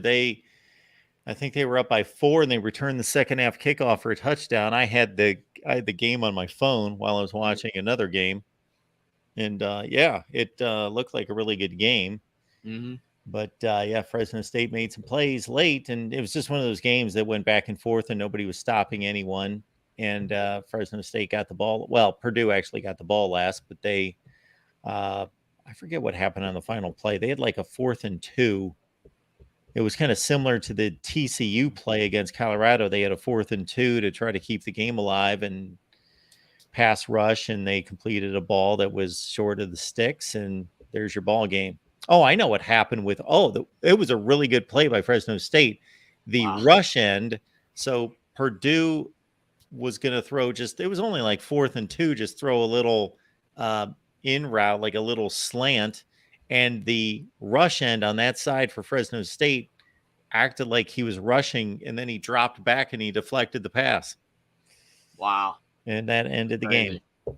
Yeah, I mean, it hurts for Purdue because, I mean, that's a game they need to win if they're going to, make a bowl game easier. But who knows? Maybe they can get it turned around again. No overreactions. I think they lost to Nevada one year and they turned it around, made a bowl game. So who knows? But yeah, 2 coaches I would not want to be. Especially this guy after the performance this week. Neil Brown, granted, it's Penn State. No one was expecting to win. So again, I guess it's excusable, but he needs to win some games here. He's probably done, you would imagine. But the other one is Jeff Hafley. Oh, man. Northern Illinois, you lose in overtime, and I don't even know what to say at this point. I mean, they're not going to win that many. Again, overreaction. It's not an overreaction. Trying not to be on any of these, but he's not going to win many games this year in the ACC, even with some of the bad teams. Like, he'll win a few, probably 3, 4, I don't know. But he's not going to win many games probably, and I just don't see how he survives here. Well, this is where I don't consider it an overreaction, is when this has been the trend going back to last season or a couple seasons, where it's just a continuing trend. Like it's not like West Virginia was a preseason top 5 team that we all knew was a great team, and they went 11-2 last year or something, and then they tripped up against Penn State and lost a game, and we're all like, oh, they must be horrible this year. And I'd be saying, don't overreact. No, West Virginia's been trending down ever since Neil Brown walked on campus. They've been getting worse and worse and worse and worse. So what happened tonight is pretty much what we've seen. And, everything you've stated, Jeff Hafley would be another deal where Boston College, they were horrible last year. They beat 3 bad teams. They lost to Rutgers. They lost to UConn. And here they are losing their first game to Northern Illinois, who went 3-9 in the MAC last year. So that's not, to me, an overreaction. That's just continuing a trend. Yeah, and I mean, technically, I know a lot of people would say, well, why doesn't Tom Allen fit in that, group as well for losing Ohio State? But I just feel like there was enough in that game that was positive for Indiana that maybe all is not lost for the season per se. I think they can turn it around slightly. Plus, I feel like Tom Allen's seats are less warm than the other two just because it is Indiana and the buyout. Like Hafley and Neil Brown, I think with Hafley, I think some people say that he has a decent buyout as well, but I just don't see him making it. Or Neil Brown, I think Tom Allen will make it if he goes 5-7, which I think will happen even after the performance. So yeah, it was not good for either of them. It was just it to me. I even said it because I mentioned the game 2 days ago. I was like, this is a game, Jeff Hafley, just win, please win for your job. And it's like, no, you'll lose. I just couldn't believe it. A few more games. Penix obviously was fantastic today against Boise State. I mean, again, the whole time watching, I kept flipping the games, and I'm like, every time I'm like watching Indiana's quarterbacks, and then I'm watching Penix over here lighting it up. And again, like I said, not comparable. If he's on Indiana, he's going to play. I get it. But he was just lighting it up against Boise. And Boise's not terrible. No. They're not a bad team. I know they're not like Jackson said, 06 to 2011 Boise. But they're, a solid team that just got waxed. They got destroyed, and Penix threw for a bunch of yards, 450, I think. Great performance from him. And I know that I don't know if it's an overreaction that people are saying that now Washington is like a favorite to win, the Pac-12 or possibly can win the Pac-12 and all that. But I mean, they definitely helped, their cause and making people believe in them anyway, that they're legit. They were great. Yeah, they were. I picked them to cover the 2 touchdown spread, but I didn't expect, considering they scored 56 points, they didn't score a point in the first quarter, and then they lit it up. And I just had my eye on the game, so I really have no analysis of the game and saw Penix's numbers. And I actually saw him miss what would have been like a 55-yard touchdown throw. Mm-hmm. Yeah, they're loaded with offensive weapons and with one of the 2 or 3 best quarterbacks in the country, and even a really good defense from a team that went 11-2 that seems to be just as good, if not better, this year. So they're a playoff threat, definitely. I'm interested in Connor Johnson's comment here because this must be breaking news that ESPN and Fox killed the best conference. Like, is there breaking news that I've not been able to find this online, that the SEC's been destroyed or something? What's he talking about here? The best conference. I think we got to let him have his fun here, because it's the last year of its existence, and they've got a lot of good teams. I mean, no, they're not the best conference, but I mean, it's a nice swan song for the league to have this type of season, that it's looking like they're going to have with all of these great teams, including you can throw Colorado if they keep this up. So they're going to have a bunch of 9-3, 10-2 teams, and none of them make the playoffs. Well, none of them like the playoffs, which is what most people say all that matters. But at least the league is going to be a lot of fun, and it's going to make me have a lot of bags under my eyes because I'll be watching all these games. Yeah, it was fun last week or last year. It was a fun league to watch last year. Yeah, it was, and it's sad that I should probably patronize the Pac-12 and just rank it the best, regardless of what happens this year, and just say the Pac-12 is the best. Yeah, we'll just be the conference of champions. They win in everything. They're the best conference and everything. The conference of everything. It shouldn't have died. Champions. Money killed it for no reason. See, this is why it's good though that it's ending like this, because if it had ended a few years ago when it was in the dark days, and everybody be like, see, this is why it needed to go. It's terrible. The Pac-12 is awful. Just burn it to the ground. Like, no, now it's like, well, it's a great league, and we remember how great all these teams used to be, and why are we killing it off? It's great stuff. Yeah, just imagine if Oregon can score 81 points against the Sisters of the Poor like they did today. Who knows what they're going to do against Nebraska and the likes of the Big Ten. Yeah, it's crazy. I mean, I know people talk about that game, Nebraska, Minnesota for the no offense. I mean, that's Big Ten. That is the style of the Big Ten. We love it for that. And I miss when the SEC was like that. And Alabama, LSU when I was a kid was 14-10. Like, I like games like that. But I guess a couple more games. I'm sure you got people behind me. I didn't get to talk about the Friday night game. Louisville, Georgia Tech. That game was interesting to me because Georgia Tech, for a minute there, looked good. Haynes King, and they were rolling. The crowd was going crazy, and they were showing highlights of Calvin Johnson and all that from back in the day. Just lighting it up. It's like Georgia Tech, a new era. And then they just quit playing. I don't know what happened. They started getting really conservative, and I was like, no, don't pull in Indiana. This is what Indiana does. When they're winning, they get conservative and they blow games. You can't do that. And Haynes King got sacked in that fumble and everything. That was hard to watch. And then they just kept blowing it. And Louisville won. I mean, it was a good game. I mean, and I think that Louisville is going to definitely help their record this year. I don't know how it means how good they are or not, because I don't know how good either team is, but I just kind of felt bad for Georgia Tech because they've been bad for a while, and it just that felt like it would have been a great start for Brent Key, getting that win, in his first actual game as the actual head coach, not intern, just starting the season off right. But a good one for Louisville, good one, to start the Jeff Brom era as well. They're both technically, first year head coach and everything, but I don't know. That just really hurt for Georgia Tech watching that game. The fans were just so, dejected after that. Yeah, I was kind of feeling for them too. I'd like to see Georgia Tech bounce back, and I was a bit surprised they had a couple touchdown lead. Like they were a pretty solid underdog in that game, but I thought they had a shot, and it was an entertaining game. Definitely. I agree. I had fun watching that one. But, I mean, I got to talk about before I go to TCU Colorado, because everybody's talking about that game. And again, prime time. I mean, he deserves all the coverage he gets because it's prime time. It's Deion Sanders. But I just blown away how much they talked about Colorado today.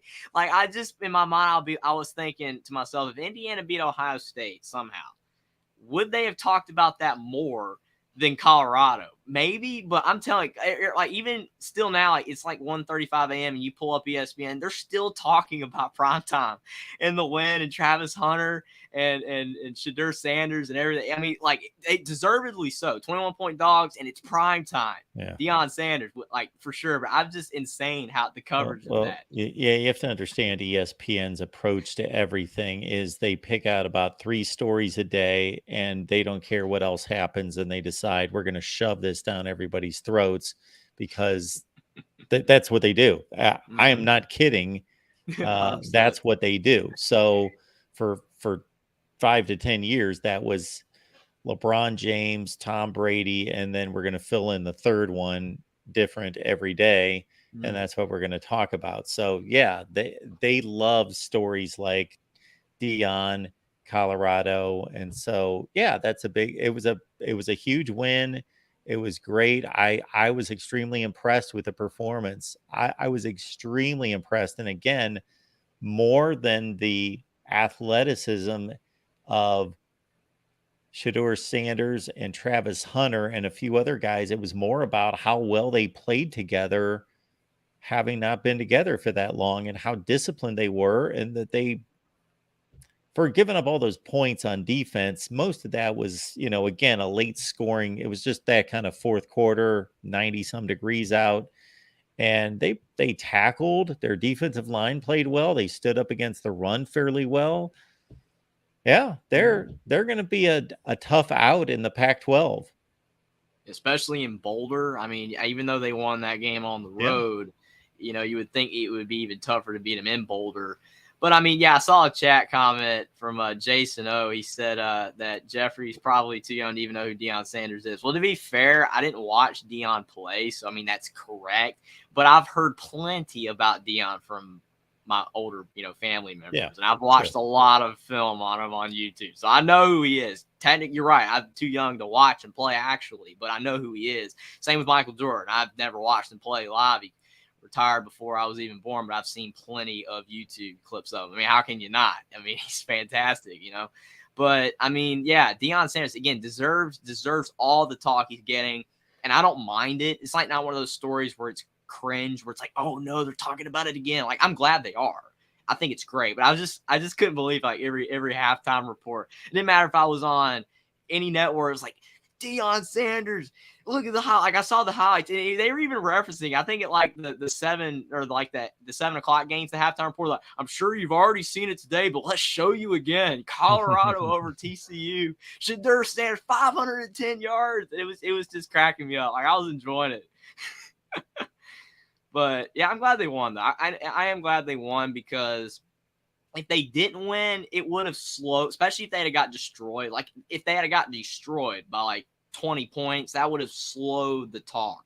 That would have kind of like, well, he's still great. It's prime time. He's awesome. But, it's like, well, he's not going to get it done. They're not going to make a bowl game. If it had been a close loss, I think the hype would still be fairly high, especially, with the way, that a lot of people were expecting to be awful still, that if they barely lost, I think that would have kept the hype going. But the fact they won that game over a ranked team, that's just going to send, the hype through the roof. I mean, I've even seen people on Twitter saying, or X say that they're going to go 10-2, 11-1. And I'm like, whoa, wait a minute. That's overreaction by far, because you've seen the schedule. It's hard. It's like really, really hard.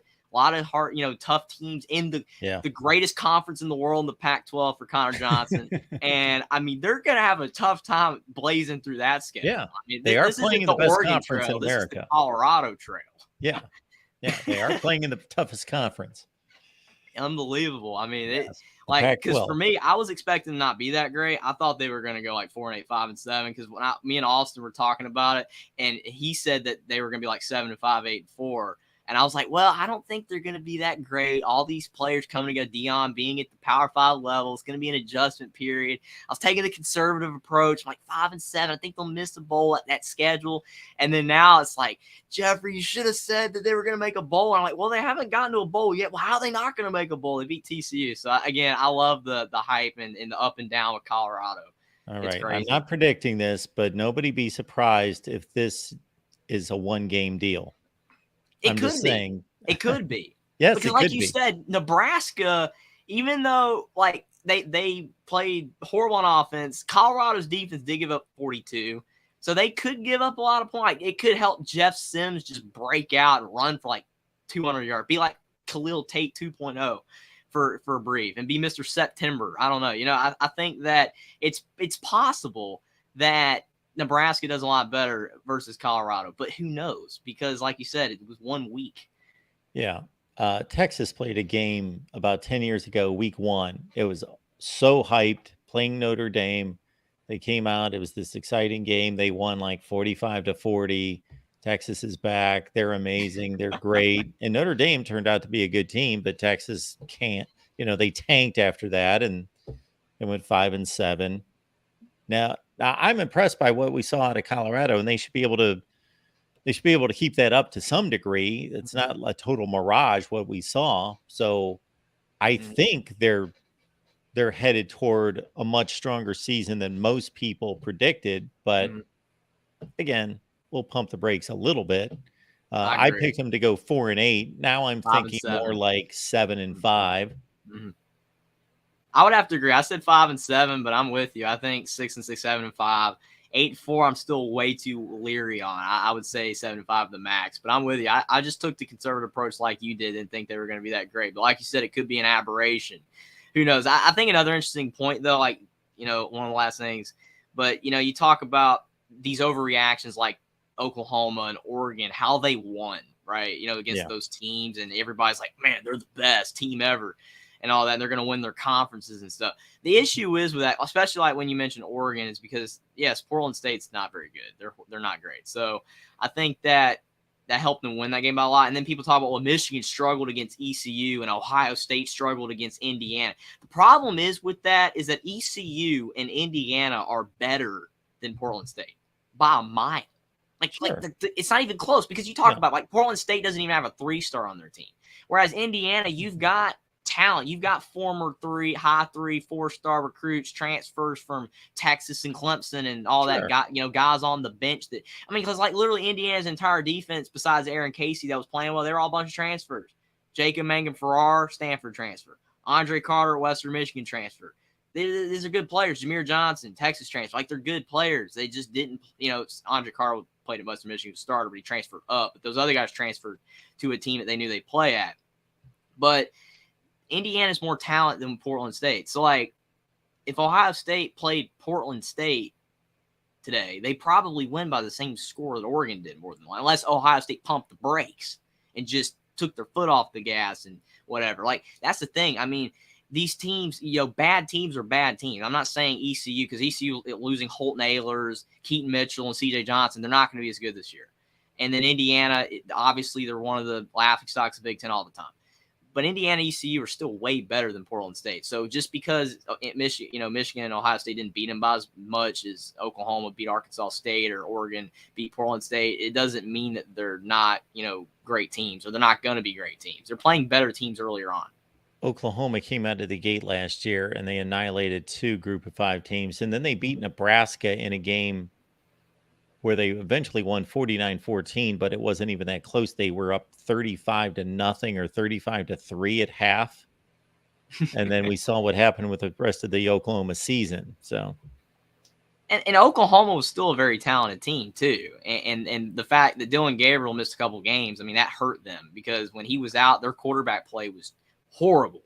It was one of the worst in college football. It was bad. And I feel like, if Dylan Gabriel plays the whole season, they're going 8-4 ish, maybe. And that would have helped that narrative that with that Florida State game, because I see a lot of the narrative that Florida State's not legit, and we'll see how they do tomorrow, or today, actually. It's already 1:44 a.m. But I think that you talk about, Florida State, a lot of people's non-hype for them is that, oh, they barely beat Oklahoma in the bowl game. Well, Oklahoma was a better team than their record, just like A&M is with 5-7 last year. They beat LSU. These are talented teams. You can't look at A&M and Oklahoma at 6-6 and 5-7 and then compare them to Indiana. See, now I'm talking down to Indiana because those teams are better on paper by far. You know, so you got to respect them. So like Florida State and Oklahoma being a close game, I was not surprised. Like, I don't know what you had the record prediction for that or the score prediction, but I had that game being very close. I had Florida State winning by like 7 or 10. I didn't have them getting blown out of Oklahoma because I knew Oklahoma was talented. Yeah, and Florida State really didn't beat anyone during the regular season that would show that that's true. They would blow them out. They besides they beat LSU in a game that was kind of fluky in week 1 that they a lot of people don't even take credit for. Yeah. So it is what it is. But I know, like you said, there's probably a lot of people behind me. So I'm looking forward to tomorrow's games. I know that the headline's obviously Florida State, LSU, but Rutgers, Northwestern, again, if that's your kind of thing, low Big Ten action. I mean, I watch low Big Ten action all the time with Indiana every week, so I'm looking forward to Rutgers, Northwestern. I mean, I can't I'm wait. all in on that one. And then Absolutely. Oregon State, San Jose State could be good, could be sneaky. And then we got Monday night, Clemson, Duke. So I don't know if you're going live tomorrow night for after those games or after the Florida State LSU game, but I'm definitely looking forward to those games. Can't wait to talk about them probably. Absolutely, we will. All right, Jeffrey, appreciate you being here. Thanks for having me on. And again, glad college football's back in Pac-12 best conference for this 1 year, Connor Johnson. Best conference. Yep. Bye, Mark. See you, Jeffrey. All right. What you are looking at are my predictions for week 1. So I went 5-0 in week 0 and on Thursday and Friday night, 5-0 against the spread. Let's see how I did here. So what we've got here is, let's see. These are my predictions that you can see on Patreon every week. So I've got Michigan winning, but I took East Carolina in 36.5. So that's a win. Let's go against the spread. Oklahoma, Arkansas State. I took 36.5. That's a loss. That's 1-1. I took Northern Illinois in 8.5. So there's a win, 2-1. I took Buffalo in 25.5. That's a win. That's 3-1. I took Fresno State in 4.5. That's a win. That's 4-1. I took Utah State in 24. That's a win. That's 5-1. I took Tennessee to cover 27.5. That's a win. I took Ohio State to cover 30.5. That's a loss. I took Washington to cover 14. That's a win. Took Texas to cover 35.5 against Rice. Darn, they gave up a late touchdown. They did not cover. That's a loss. USC 37. They covered. That's a win. South Carolina in 2.5. They did not cover. Took Toledo in 9.5. That covered. Took Middle Tennessee in 40. Did not cover. West Virginia in 21. They screwed me late. Did not cover. It all comes out to 9-6 plus a 5-0 start. So 14-6 against the spread. I'm told that's pretty good. 14-6 against the spread. So you can get my picks on patreon.com/MarkRogersTV. Also sign up right here for our YouTube membership. We did a watch party today at 3:30, and we will do more if you want them, and we get more people to sign up. Think smarter with Ticket Smarter. So basically, if you want tickets, you got a big game coming up that you'd like to go to. You got Ticket Smarter. It's safe. It's guaranteed. Their technology gives you the most competitive pricing in the secondary market. Use the promo code that we've got right there. BIG. B-I-G is the promo code. And if you spend at least $100, you get 10 off. You spend at least $300, you get 20 off if you use the promo code BIG20. So BIG and BIG20 are the promo codes to use at ticketsmarter.com. Ticketsmarter.com. There you go with the promo code. So anybody going to a game here soon, then you can use our promo code and get a few bucks off. How about that? Thank you, Lemansky. All right, next up here, the voice of college football, we got Michael Hogue. Tough loss today, sir. Yeah, am I surprised? Not really, but hey, King played a great game for him. Even though when he got hit right before halftime, I did not think he was coming back in. I don't know Yeah, if I you've didn't seen how see much. that. I was keeping my eye on the game, but I didn't see that. Yeah, I gotta ask you this: how impressed are you with Deion Burks and Hudson Card? Hudson Card. I was very impressed with Hudson Card, but I've seen him play a lot of football in the past. Mm-hmm. Trying to think who else stood out to me. So I had two other games I was watching, and I had the Purdue game on my phone, so it wasn't like I was analyzing the game or anything. Mm-hmm. But it was a good football game. Yeah. What hurt Purdue short yardage situation, man? I'm like, why aren't they giving the ball to Mockney? And when they tried it, he couldn't get in. And I'm thinking, okay, why not try to do jet sweeps or run sweeps the outside? And they did that in in the fourth quarter, but it wasn't too little, too late then. Yeah, I guess based on what you're telling me, I didn't see it, but Mm-hmm. But no, another thing too, in my opinion, was the secondary. There was too many times that they got burned by both letting receivers get behind him. The Burks guy from Fresno State, who had a great game himself today, and also when they was trying to do the RPO, which gave him a couple of touchdowns because people were saying to do that. What are you supposed to do during RPO? If you're going quarterback going that way, and you're a receiver, which way are you supposed to go? You're cooked. Yeah. But anyway. I did great, but what was the spread for the Penn State game? Penn State was 21. You won that. It was 38-15, wasn't it? Yeah, that's 23. I took West Virginia in the 21. Oh, I thought you went. Why would you go against Penn State? Because I got 21 points. Oh, yeah, sure. Anyway, no, I mean, yeah, I know it's week one and stuff like that, but I know you're saying don't get overreaction, but I know that's what Purdue's going to work on this week and stuff like that with short yardage situation. What did Virginia Tech do today anyway? It's a great question. The last I saw, they had a lead on Old Dominion. Let's see here. Virginia Tech defeated Old Dominion 36-17. Okay. Not very true. I don't know. I'll have to try to catch some highlights or something on YouTube or something like that. Yeah. But no, that's what I think and stuff like that. But I think next week, though, but with Purdue missing a couple of their key offensive linemen with Garrett Miller, it seemed like they didn't really use the tight ends much today, which kind of puzzled me about Purdue. But maybe they're just waiting for Garrett Miller and Paul Peluzny. I can't. Peluzny, I think is how you say his name. I keep butchering it, but coming back soon. But no, for guard work, he's pretty much a center, leads the offensive line, but he should be coming back here hopefully by the end of the month and stuff. But be nice to have him back for Wisconsin game though in 2 weeks though. But what did Bryce, speaking of Wisconsin, what did Bryson Allen do today? He and Ches Malusi both had well over 100 yards. Wisconsin had a great rushing attack today. They had over 300 yards of rushing. Yeah, but I thought they were going to go more air raid.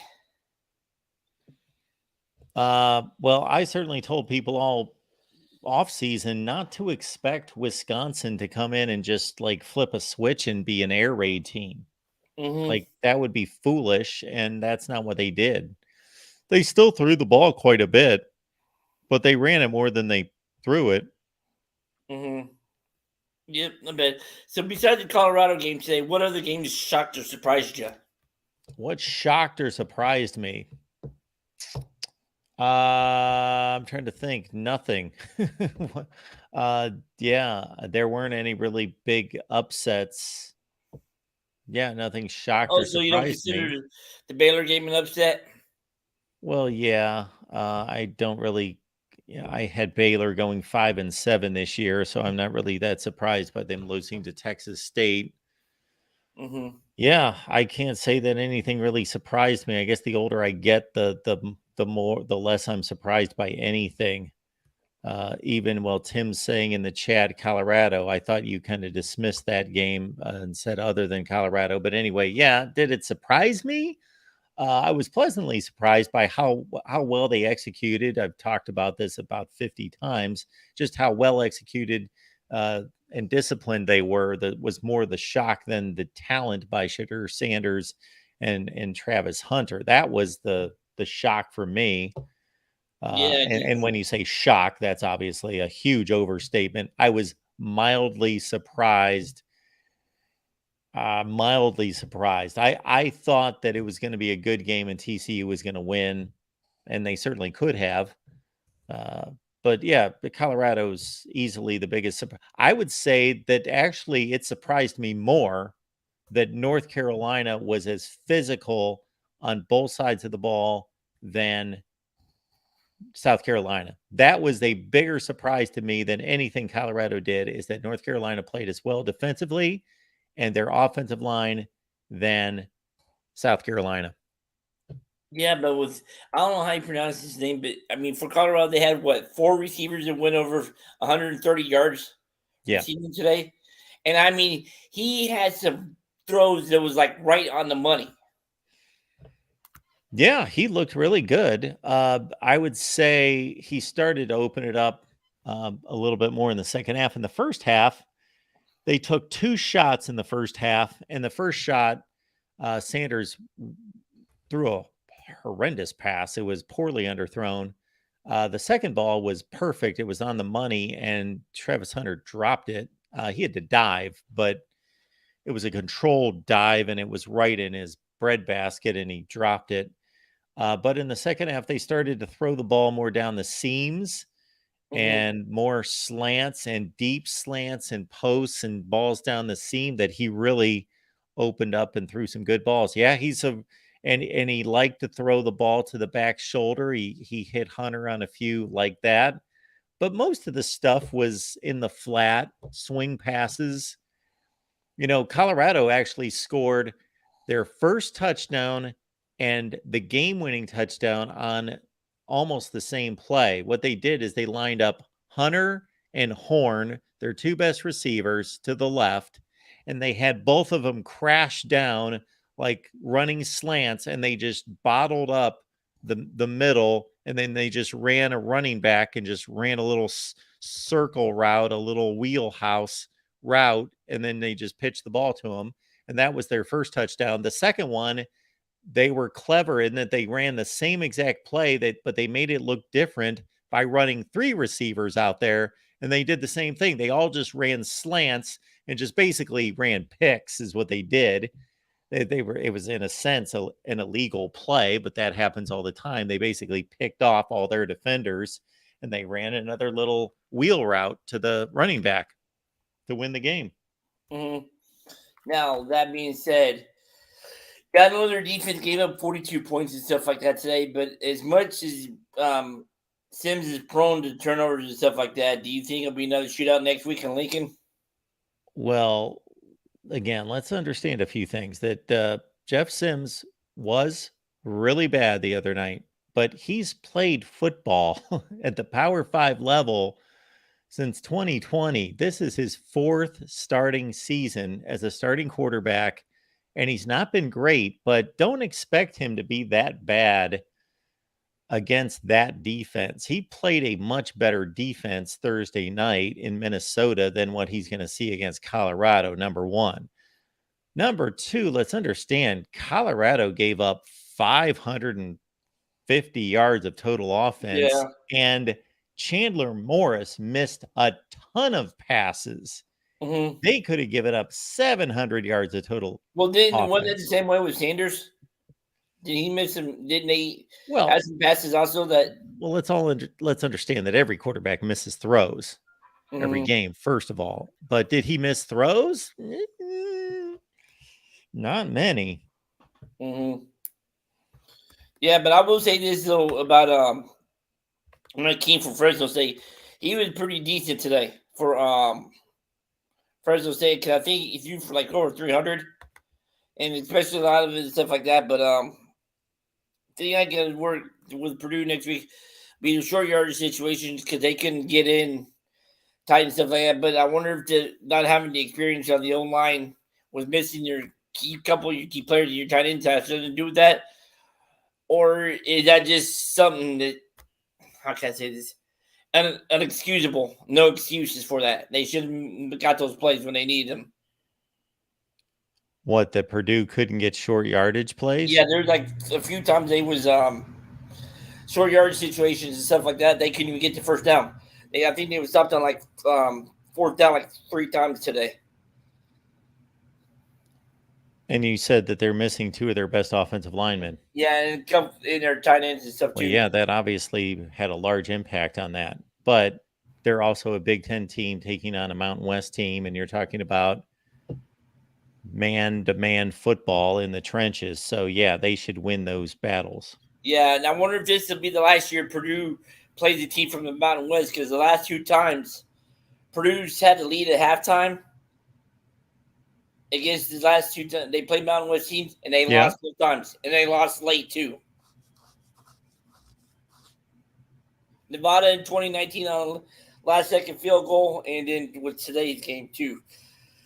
But the 2019 season was this snake bit season for Purdue, because they had a lot of injuries and stuff that year. But it is what it is. But hopefully Purdue will bounce back next week, even up the record for the season, and get ready for Syracuse. So,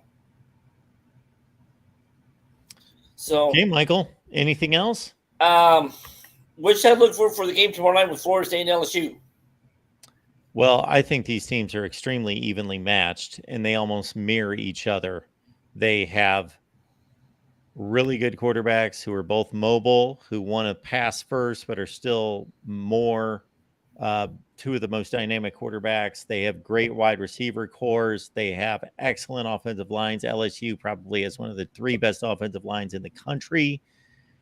Man, they're both loaded on defense. I would say where Florida State has a significant advantage is that LSU's secondary is weak. Despite that, and Mason Smith, one of the best defensive players in college football, is suspended for this game. That's pretty much what you got to look out for. So I would be surprised if this is not an extremely close, competitive, exciting game. Should be the best game of the weekend. Should be. So is the game in Tallahassee, or is it a neutral site game? Orlando, neutral site. So it's Campbell World Stadium. Let's see what happens and stuff like that. All right, sir. As Jeffrey said, thanks for. Let me take a few moments of your time, and I know you've had a long day and you got other people behind you. All right, post-game show tomorrow night? Yeah, we will have a post-game show of sorts. I will kind of work through that. Yes, we will have somebody on, whether that's our college football after dark folks or me. Or maybe a live stream during the game tomorrow. Maybe. Maybe I'll take a poll tomorrow and see how many people are likely to show up. All right. All right. Thanks, sir. Have a good one. Thanks, Michael. Appreciate it. So Michael's got an idea there. So we did a watch party today with a sparse showing. So I don't know how many people are going to show up or want to show up for LSU and Florida State. But if you want to do a watch party, shoot, I'll throw out an invite and see how many people want to show up for a watch party. But there you see my picks, 14-6 against the spread. Our buddy George is here. 14-6 is incredible picking against the spread, Mark. Thank you for that. Yeah, TCU had 541 yards of total offense.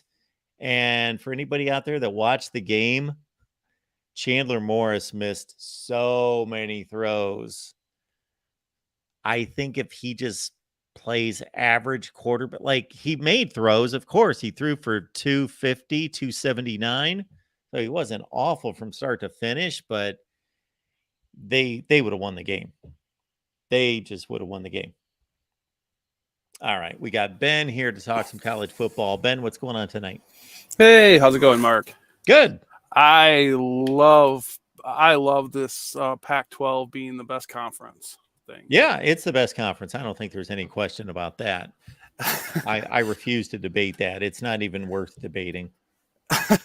I mean, look at all their out of conference Power 5 wins this year.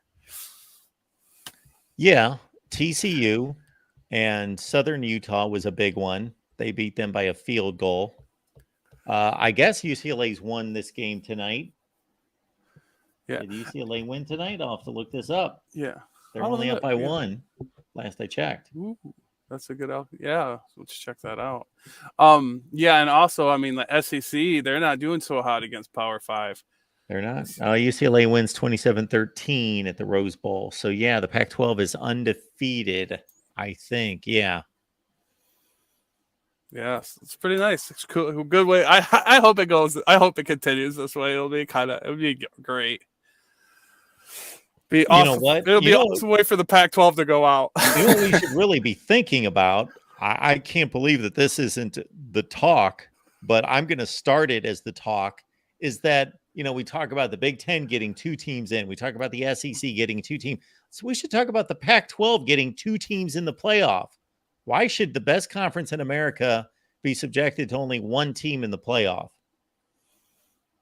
Yeah, exactly. Yeah. I mean, honestly, though, you could,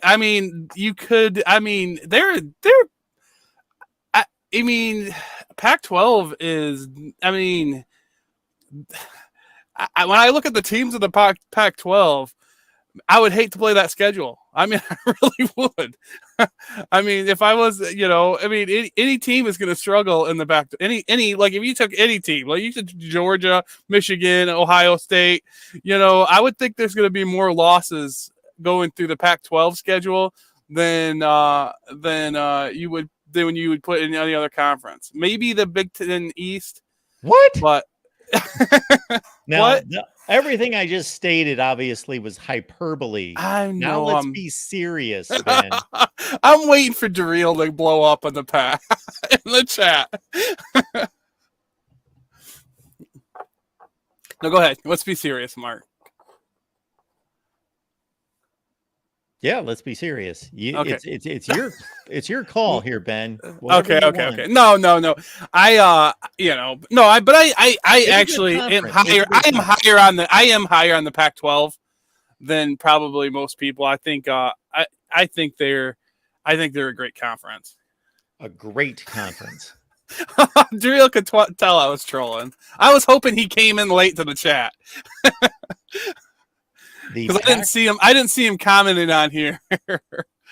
The Pac-12 is the most competitive conference at the top. This is what I'll say. The Big 12 is the most competitive conference top to bottom. That doesn't mean it's good. That means it's competitive. That means it has more teams that are competitive against each other. The Pac-12, there is not another conference where I can see more teams that could win the Pac-12. I could see as many as 6 teams winning the Pac-12. So I think the race for the championship is the most competitive in the Pac-12. Top to bottom, it's probably the 3rd best conference. It's probably better than the ACC. It should be better than the ACC. It certainly was last year. I want to see them play some teams. I want to see USC play Notre Dame, and want to see Oregon play Texas Tech. And there really aren't enough games to even make a call until we get to postseason play. Arizona's going to play Mississippi State next week. Yeah. Washington State plays Wisconsin. That'll be a good game. That could show us something. So yeah, a few games out there. That'll be. I'll be interested in watching that game. It'll be. What do you think about Wisconsin this year? That's a fun game. What do you think? They didn't look good today. I didn't sit there and analyze the game, but I had the game on my phone while I was watching other games, and I was keeping track of it. And they struggled with Buffalo. That game was 7-7 forever. They finally got things going, and they ran the ball down their throats. And so the box score looks like a pretty typical Wisconsin box score, maybe a little bit more passing, but their top 2 running backs went for almost 300 yards. So that's what Wisconsin does. So I thought it was a good second half for Wisconsin. We'll say that. Yeah.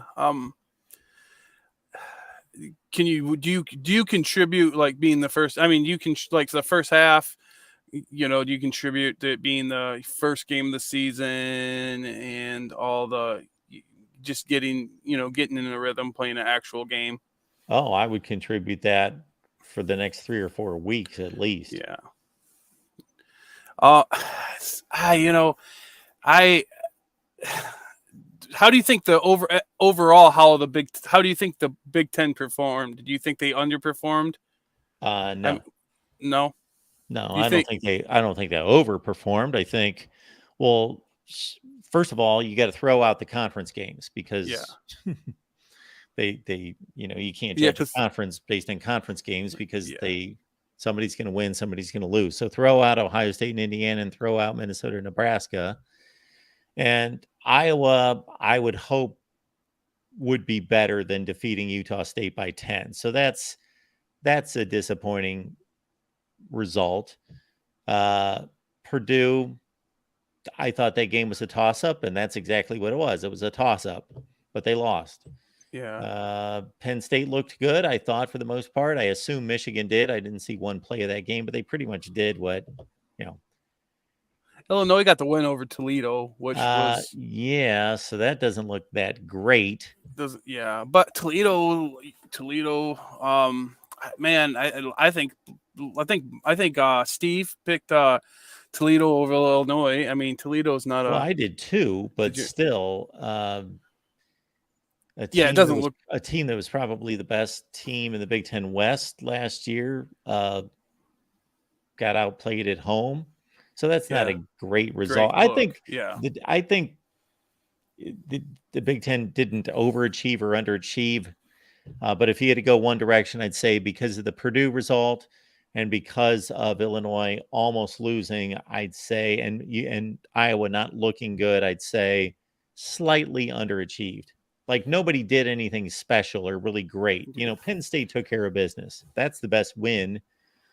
Out of the Big Ten. One thing I'll have to say about Iowa, though, as far as Iowa looked a lot better this time of the year than they did last year this time. Well, they didn't give up 14 points this time last year. Well, yeah, that's true. But I mean, if you look at they were able to. What I think if I was an Iowa fan, what I think would be reassuring is they were able to put points on the board. They played They played an FCS team last year. I know, but last year they played South Dakota and won it 7-3. Exactly. And this year they were playing a FCS team, but one that contends for the title. Mm-hmm. And this year they were playing a mid-level Mountain West team. It's so minuscule, the difference. Basically, Iowa should do much better than messing around with teams like Utah State by 10 points. But that's who they are. That's what we come on here after the first week and we talk about teams that are disappointing and who should be concerned and all that. That's the one team that I guess, despite a lackluster result, you shouldn't be concerned about because that's what Iowa does. Yeah, no, that's kind of the point I was making. I mean, I think a 7-3 game is a lot more concerning than this. What was that 10-point margin in this other game? Yeah, I mean, I think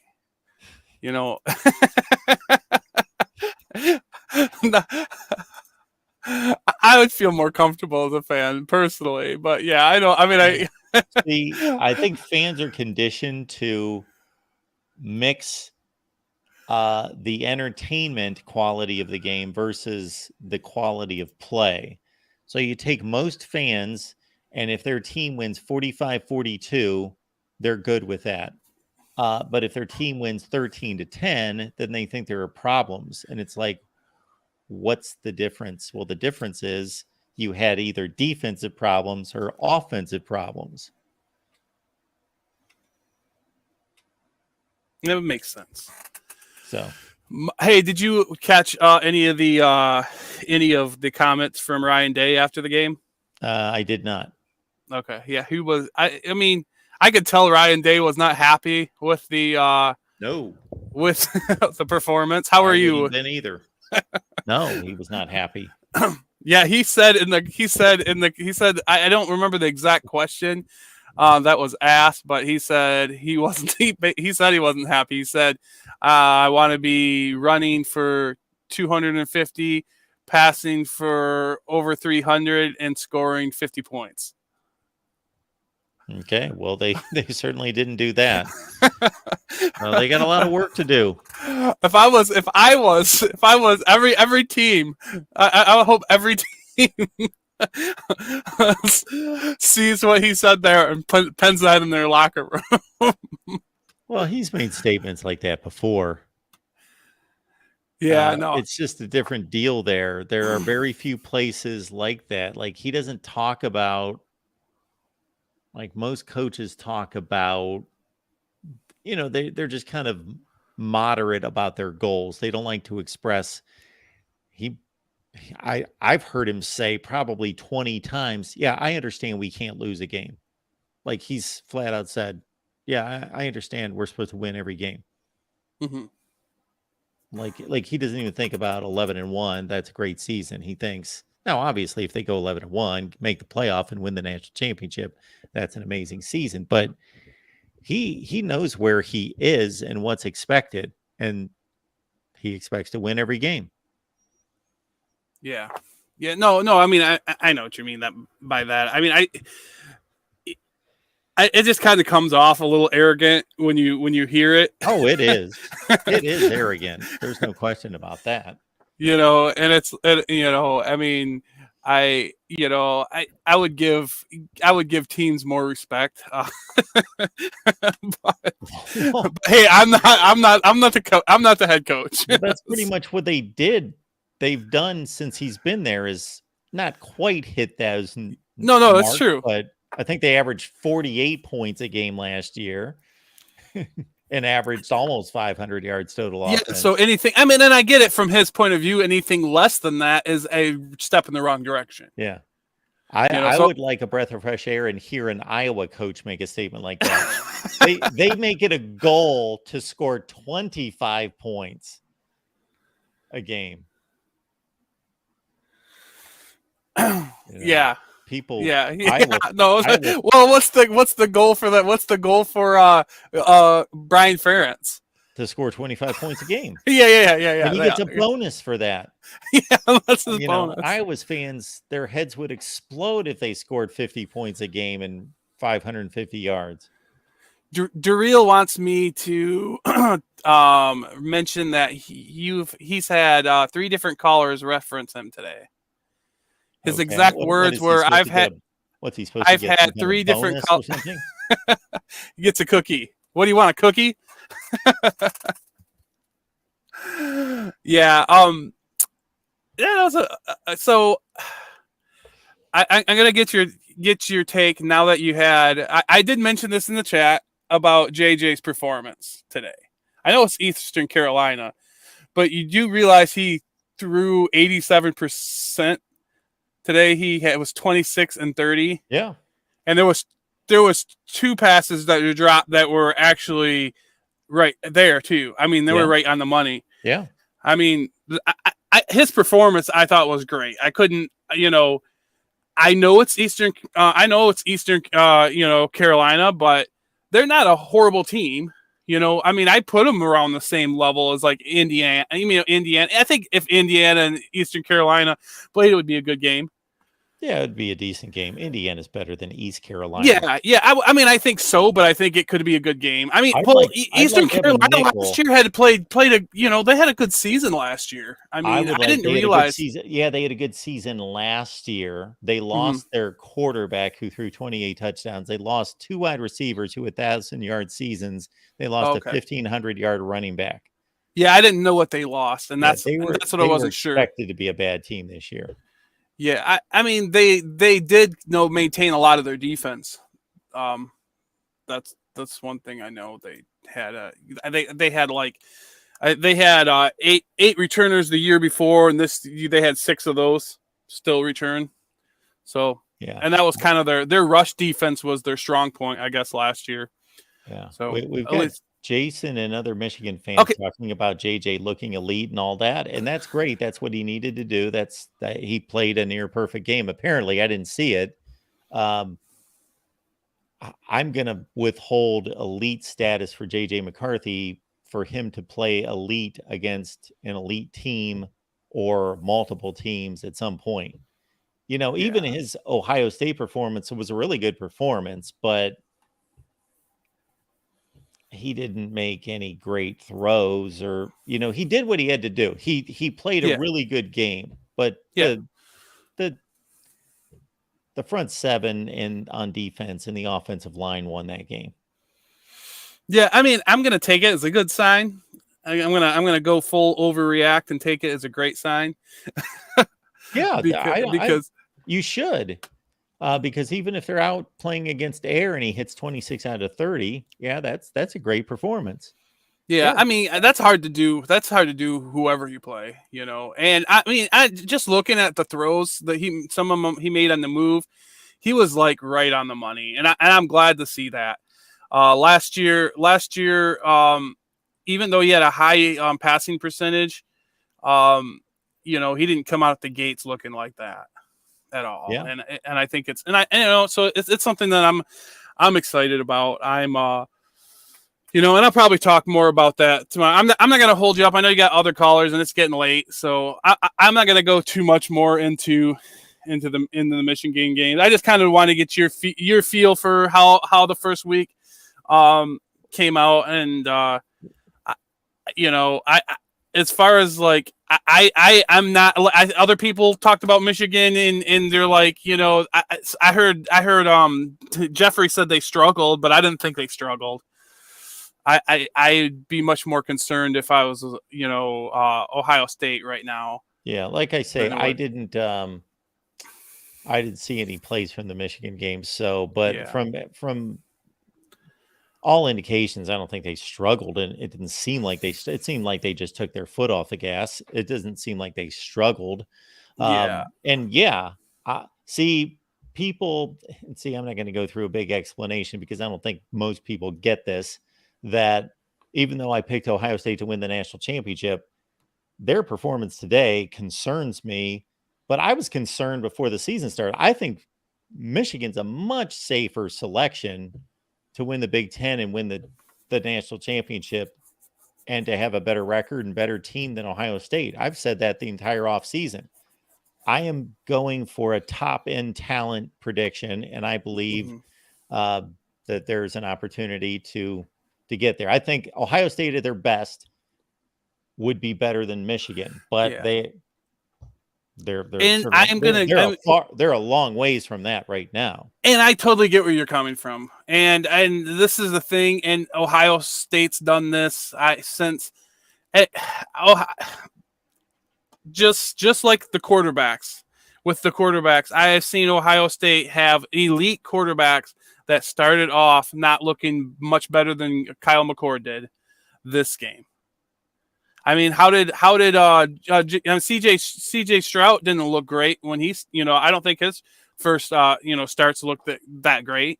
I sat in this exact chair 2 years ago after CJ Stroud played against Minnesota opening week, and then the next week when they lost to Oregon, and I would say 80% of the Ohio State fan base was saying, bench this clown. He's horrible.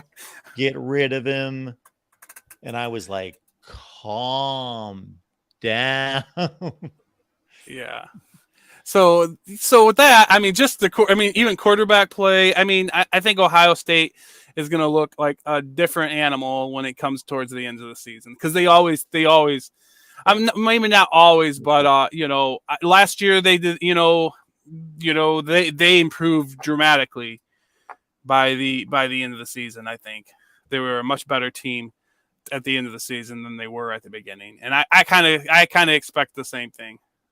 Maybe more so this year than any recent year. So yep. I get where you're coming from. All right, Ben. Thanks for the call. Mark. Appreciate it. Catch you later. Yeah, somebody noted in the chat CJ Stroud's stats against Minnesota the first game. He had 300 and some yards. He had like 350, I think, and 4 touchdowns, but it's still, people didn't like it. He threw a bad pick in that game. He threw a really bad pick to close out the Oregon game. And, it was a pretty shaky, but I defended him. Not that I don't know if Kyle McCord's the answer, and I don't know that Kyle McCord's going to be a great quarterback or a good quarterback or a bust. I'm just saying you can't go on one game. You can't go on one game. But it's there are a lot of concerns there. All right, let's bring in Tim. Tim, what's going on tonight?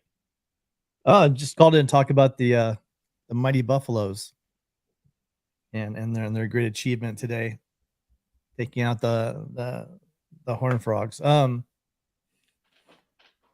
think DeReal just put in there a second ago that Travis Hunter had 141 snaps. Yeah. I mean, people are calling him Superman, but this is football. You can't get that many reps week in and week out and expect to be still playing by sometime in November, maybe even October. And then here's another thing people got to remember. That's at sea level, I'm assuming, or pretty close to sea level. When they're in Colorado and the air is thinner, now granted he's training at that altitude, but still, it's still thinner air. It's going to be pretty rough to do anything near that. And he's a good player, but one, I called you because I was going around during your show during the game itself, the watch party. Yeah. And I had the guy this Canes fan trying to tell me that Travis Hunter, not only is he the best cornerback in the country, but he's also the best receiver in the country. Now, Mark, do you think that he's either one of those things? Well, he would be closer to the best corner in the country, I would think, because that's his natural position and that's what he's played mostly in college. He's not the best wide receiver in the country. He dropped 2 passes today, but he played really well and he was explosive and he played a fairly poor defense. No, he doesn't have the length and just the polished skill set right now to be that guy. No, yeah, I just thought it was just a really. I asked you actually during their live stream. I don't think you caught the question, but no, it was just weird. The guy, and he's a Canes fan, but he's really, because like what's the name of the corner is really good at Penn State? Kalen King.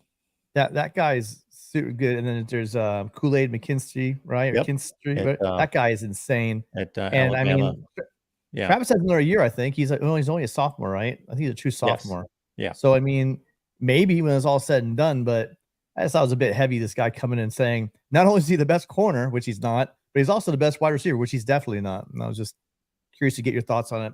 But I will say that they impressed. I mean, I didn't see that happening. I didn't think much of TCU, but I really didn't think that they were actually gonna play that well. The coaching and they were flying the ball. I just remember seeing them last year. I know they blew out the roster, but to put all that together in an offseason and have them play that way, they played solid. If you watch especially the first half, they're flying the ball on on all phases really. Even on special teams like kickoffs, they were just on it.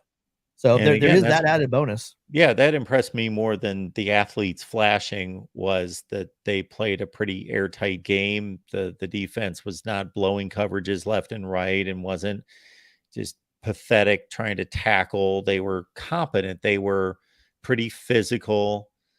They looked like a Power 5 defense. Yeah, Colorado just stopped even trying. When they hired Carl Durrell as their head coach. My granted, they lost. It was worse circumstances. They had to grab. It was a reach, but that was like a reach when you're like, there was no effort involved in that at all. It was almost like they're saying, "Oh, no, who we got? Sure, grab him, bring him. Let's do it." It wasn't even an effort, and it showed on the field. That Colorado so far since they came over to the Pac-12 has absolutely been the biggest disappointment. When they were originally announced, I'm like, wow, we're getting Colorado. Even though they were down, they had some troubles right before they joined the Pac-12. I'm like, this is Colorado. This is a legit program. And since they've been in the Pac-12, they've done absolutely nothing. Like literally nothing. They had that one good season with the guy came over from San Jose State. McIntyre. They had a really 17 or 16. I can't remember what year that was, but 16. Yeah. 16. It was solid. But outside of that, it's just been tragic over there in Boulder. So it'd be nice to see them to do well in their last year in the Pac-12. But there's no way they can sustain it. Football is like USC saw it last year.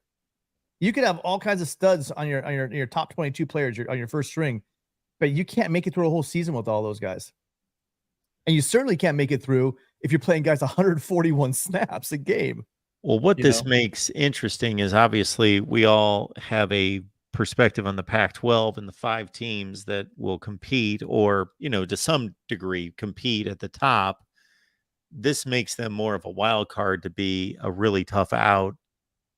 They will probably have their weeks that they lose 56-24 because the defense really isn't that good and the offense is just misfiring and they run into a decent defense and it's just not their week. But they look like they will be a wild card team that on 3 or 4 occasions this year is going to be an extremely tough out for a good team. Yeah, I mean, if Shedeur gets hot, he impressed me. I was worried. I wanted to see what it would look like for him to jump from, competition to an FBS level. So that was pretty interesting to see. But then one more last thing I wanted to talk about was, I gotta tell you this. What happened to your Buckeyes today? They gave up 3 points. What I mean, that was great defense. They actually held as far as the defense, but the offense, 23 points. Any concerns there? Yeah. Oh, yeah. I'm concerned about the same things I was concerned of with all off season. Like they struggled where it was projected they would struggle if there was going to be a struggle. Their run blocking was pretty poor, and that was really the whole issue with the entire game. Like McCord wasn't good, but he wasn't awful. He made about 3 poor decisions, but it was mostly the offensive line had like a C- game because I would rate them much lower as a run blocking line today because their pass blocking wasn't bad. They had a pocket for McCord most of the time. They played it was just a very lazy, methodical kind of game. Yeah, I have to admit, I didn't. I was at the SC game. I didn't watch the minute. I haven't watched the game yet. Yeah, but the one thing that jumped out, the score. I was just messing around. I mean, 23 points. It is what it is. You played an FBS team. You played a conference foe, but the 2 of 12 on. We lost you, Tim. You cut out at 2 for 12. Yeah, I don't know why we lost your audio. I don't know what happened there. That's strange. Huh. So we lost Tim's audio for some reason. Anyway, we'll keep going here. And Tim, if you think you get it back, certainly let us know. But my goodness, let's see. It's 2:30 Eastern time. Yeah, I'm concerned about Ohio State's offensive output and their offensive line. And McCord was okay. If that was the typical Ohio State veteran quarterback, I would say that guy's not a really good quarterback. That guy's a mid-tier Big Ten quarterback who should be playing at Maryland or, well, not even as good as Tagovailoa is, a mid-level Big Ten Western Division in particular quarterback. But it's his first start. And so, I don't know. I'm running into these Notre Dame fans that are so enormously confident about this game coming up at the end of September. And is Notre Dame capable of beating Ohio State? Of course they are. What's happened the last 2 weeks with Notre Dame and with Ohio State has not changed my opinion on either team, except to see that Ohio State has more work to do. But it also doesn't change my opinion that Ohio State's they're just a faster, more talented team than Notre Dame. But are they capable of losing that? Of course they could lose that game. I would not be surprised at all. I think Notre Dame's got a good 35% shot. That's been my number the entire offseason to beat Ohio State. And so I actually put that in my predictions for the season that Notre Dame was going to beat Ohio State. I still think Ohio State's better, but the better team doesn't always win the games. They do about 85 or 90% of the time. I'm seeing some highlights here with Dylan Sampson, the Tennessee running back. He had a big day, 4 touchdowns. All right. Only Talk Sports, Jeffrey, thank you so much for encouraging everyone, you and Jackson, to hit the like, subscribe, get us to 42,000. We could probably do that tonight. I don't know where we are, but we're within 50. So we could possibly do that. I need to get these super chats up here because I found it rather amusing. I was hoping that Lemansky wasn't serious, but maybe he is. Shoot. I'm missing Lemansky's comment now. I'm not going to be able to find it. I have no idea where it went now. Lemansky, are you still with us? You left some kind of comment about me hating Iowa. Me hating Iowa because I ignored your super chat. All right. Something everyone needs to know. Unless you're joking. Maybe you're joking. I hope you're joking. I got to think you're joking, Lemansky. You've been watching too long for you to be seriously think, number one, that here's the deal. I'll make this clear. I said this to Florida State fans during our last Florida State show, and this kind of made our Florida State guys kind of chuckle because some people in the chat accused me of hating Florida State. And I said, here's the deal, Florida State fans. I don't care about your team. I could care less about your team. I don't root for your team. I don't root against your team. I don't care. I don't care if Florida State goes 0-12. I don't care if they go 12-0. I don't care. And so that's pretty much. So I'd make that statement. It reminds me of somebody who talks politics, but I'll keep it to college football. That would be great. We should put that up. Joey, where are you, Joey? You're probably sleeping somewhere. Joey, we should put that on a t-shirt. I don't care about your team. That would be I love that. Let's get that on a t-shirt. I don't care about your team. It might be a little lengthy, but I don't care about your team. I don't care about your team. We could probably fit that on something, right? I don't care about your team. Did I say that enough? Okay. Yeah, I don't care about your team. That would be a good shirt. We used to have a caller. I don't know where this guy went. It seemed like he was like #1 fan of the channel. This was like a year ago or so. I don't know where this guy went. I don't know where a lot of people go. This is what makes me think sometimes. And some people tell me that YouTube is out for some people, and YouTube, maybe they're out for me, because I'll look back every so often, not just because I'll stumble upon a video or a live stream from, let's say, 2 years ago, and I'll look through it and I'll look through the chat and be like, where did all these people go? They're all talking about how great the show is and how much they love it. I'll be like, I haven't seen these people for a year. So it's rather strange. And I've mentioned that to a few people, and they're like, that's because YouTube's done something to your show. Anyway, Lemansky, we're going to get to all of your super chats and everybody else here in just a second. I broke stride. What were we talking about? I don't care about your team, and then something else. But I do care about all of you. So I did have to amend my statement about Florida State, not caring about Florida State, because we got 3 great guys. Big Game James Coleman, Chris Frazier from Spear Addicts, and we've got our guy George.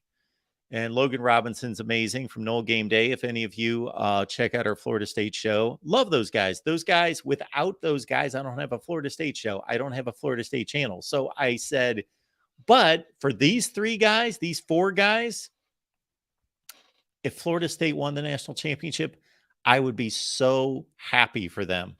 I would be so ecstatic and so happy for them. But in general, I don't care. I don't care. I love college football, but I don't care about your team. Like, I probably don't hate your team, because there's probably only one. Even the team that I hate, I don't hate them anywhere close to what I hated them when I was 15 or 20 or 25. All right, let's get to these super chats. I apologize for not getting to these sooner. Lemansky says week 1 non-conference games meaning full as it gets players on tape for teaching purposes. Otherwise, don't take a stand. They could later make me and you look foolish. I have no idea what that means. I'm sorry, Lemansky. I have no idea what that means. Week 1, let me try one more time. Week 1, non-conference games, meaning full as it gets players on tape for teaching purposes. I'm kind of questioning the grammar here. Otherwise, don't take a stand that could later make me and you look foolish. You know, I'm bound to take a stand once in a while that makes me look foolish. That's just kind of the nature of the deal. Mark, Disney is holding my charter spectrum for ransom. Un-American hostage situation. Yes, that's right. Did you see my short? I posted this on Facebook as well. I just had a good old time on Facebook posting. What did I post on Facebook? I had a good old time on Facebook posting. Where are we? All right. On Facebook, I posted, which I've never shown my Facebook on here before. So on Facebook, I posted, well, there are my 2 beautiful children.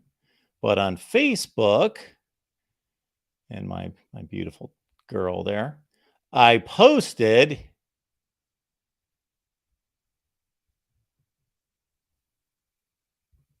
Disney screwing millions of college football fans right at kickoff. Typical classless move, greedy, despicable business decision from a disgusting company. So I had a number of responses there. And then a guy that used to work with me said something about good to see you're not bitter. And I should like that comment. Actually, I'm going to love that comment. Can I do that? Yeah, let's do that. Yeah, let's do that. Because I said I can't be bitter when it was my decision to leave meeting, and I haven't regretted one day since I've been gone, which is absolutely the truth. And I had a great time working at ESPN, despite their lunacy.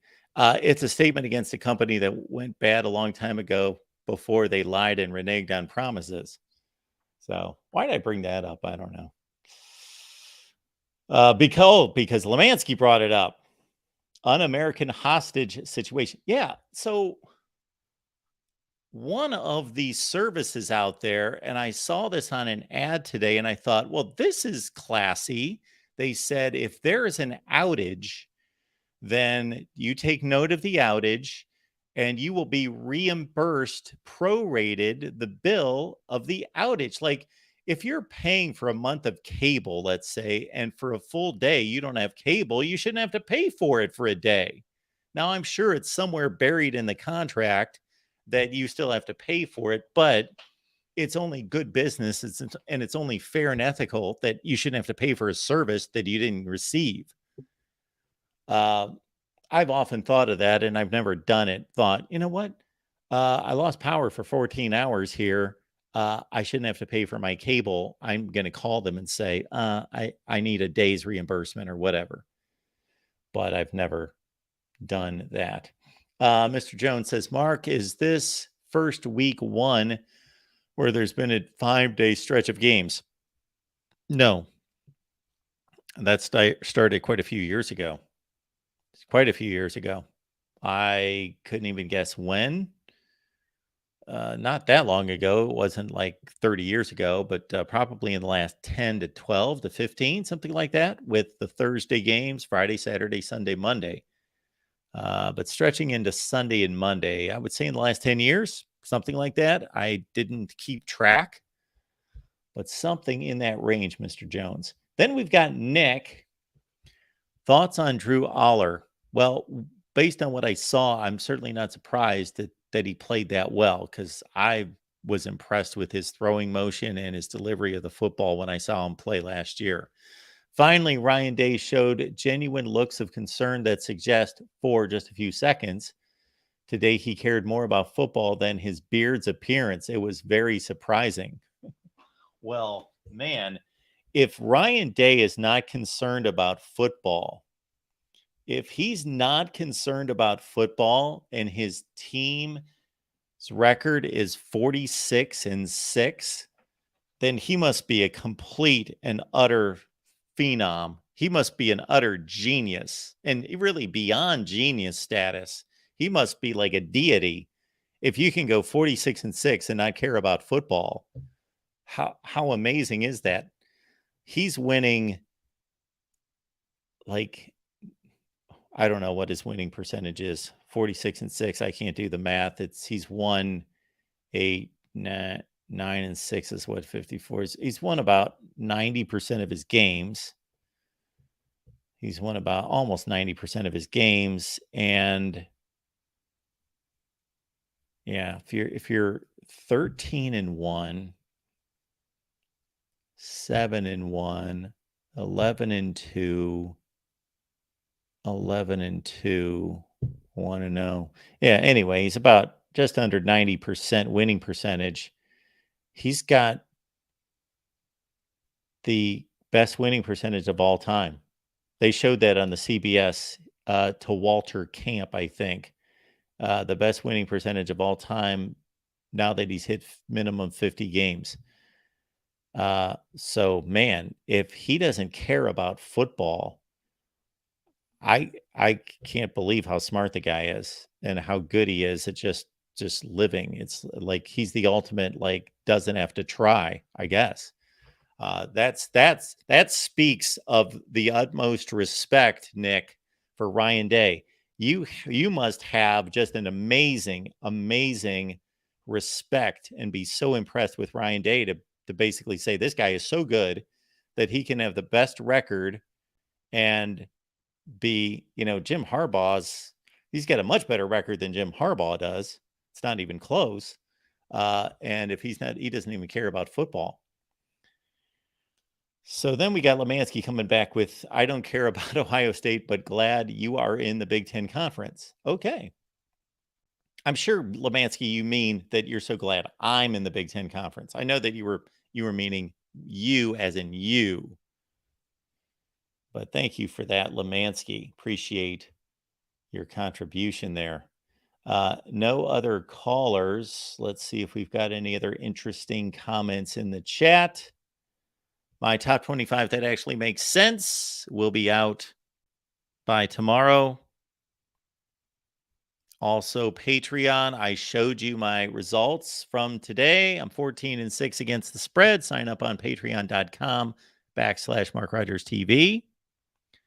We have post-game shows all over the place. So for the rest of the weekend, keep in mind that we will have a post-game show on the Florida State channel after the Florida State LSU game. And then on the Clemson channel after the Clemson-Duke game on Monday night. So join Jordan Bowman, Tiger Paw Craven on the Clemson channel after the Clemson game Monday night. Actually, what we're going to do, that's right. I told Jordan and Tiger Paw Craven, I said, let's do a post-game show together. And what we'll do is it'll be focused on Clemson and Duke right after the game. Then we'll kind of phase that out and go back to our regular big call-in national show. And I will take over. And that's what we're going to do after the Clemson Duke game. Tomorrow night, what are we going to do, Ben? Ben calls the shots around here. Exploring with Ben and Sam. That Ben, he basically runs the channel. So he calls the shots. So what are we doing tomorrow night? I think Ben's going to do a show at like 10:45. Yeah, you do. like 10:45 tomorrow night, Ben and the rest of the folks are going to do their college football after dark, right? And who knows if we've got enough. You know what? I'm going to run a poll and see how many people would show up for a watch party, LSU and Florida State. Maybe we'll do that. See how many people show up. Okay. I think we only had about 50 or 60 people show up for our TCU Colorado watch party, but we certainly had, let me see how many people watched that watch party, which it amazes me that we only had like 50 people online for the watch party today. And so however many people that is after the game, it amazes me that once that's over, that there are still people that watch the watch party. And I'm not knocking you, because please watch anything on our channels, but that people that watch the watch party after the watch party's over, they come back and watch the watch party. There's 1,214 views on the watch party that's been over for 9 hours. So we'll take a poll and see. Has been decided when they're going live tomorrow night.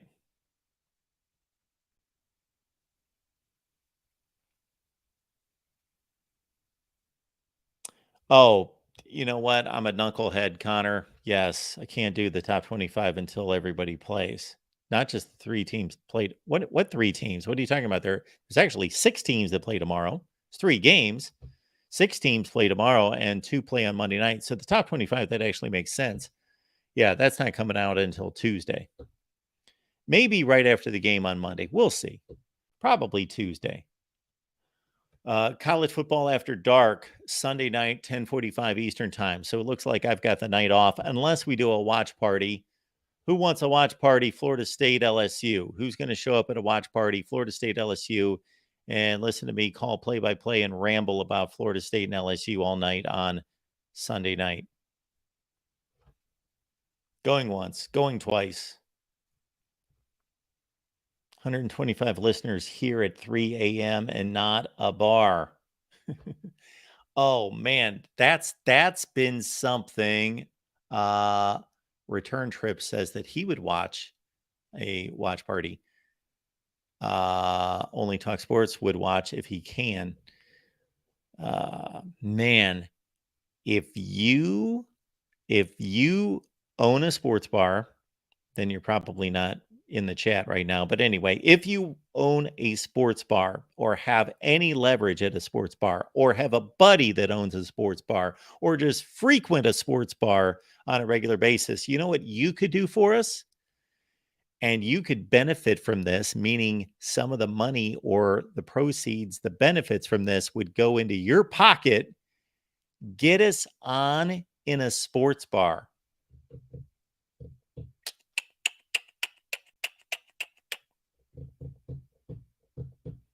I've heard that suggested to me, and I thought that would be phenomenal to get the voice of college football on in a sports bar. Yes. So if you've got a connection there, let's make that happen. Also, if you just want to promote your personal brand and whatever you've got going, your platforms, your podcast, your whatever, you can sponsor us here at the Voice of College Football. Or if you're connected to a business, you own a business, you work at a business, your friends own a business, you can partner with us here at the Voice of College Football. And keep in mind that if you don't believe that maybe the national channel is the right place, because let's say your business is in Podunk, Florida, well, guess what? We do a Miami show. We've got a Miami channel. We've got a Florida State show, a Florida State channel. So we can tailor your message and your audience. Okay. So get the wheels spinning. Think about that. And we could partner here at the Voice of College Football and help you. Ben says, I will take Mark over the Peacock announcers we had for the Michigan game anytime. Well, thank you for that. I don't know who you had for Peacock. I know that on the NBC game, the Big Ten game, they had Todd Blackledge and they had Ian Eagle's son, whatever his name is. This is a big father-son business these days. You got the two Collinsworths, you got the two Eagles, and whomever else. Then, of course, way back, Jack Buck, Joe Buck, and I'm sure there are many others that we could bring up. All right, I'm going to post this. Most sports bars aren't sports bars. They show sports, right? Aren't they showing sports all the time? And I know that it would be kind of tough to show, but there's a way to do it. There's a way to do it, to say when we've got a live show, you know, we've got a zillion of them that they would connect with the internet. Boom, they'd pop the Voice of College Football up there. That would be phenomenal advertising. I should start traveling around these sports bars here and see if we could make that happen. Put our Ohio State show on. Let's see. The Real MVP says, Mark, can you please ask during your Michigan show if they liked watching the game on Peacock? I cannot promise that I will ask that question because my memory between now and Wednesday, I don't know. You could pop in and ask it. Early thoughts on Nebraska, Colorado next week. Well, I did talk a little bit about that game. Jeff Sims looked awful. Shadur Sanders, of course, looked amazing. You would think off the performances that Colorado should be a 10-point favorite. But, of course, we know teams are different week to week.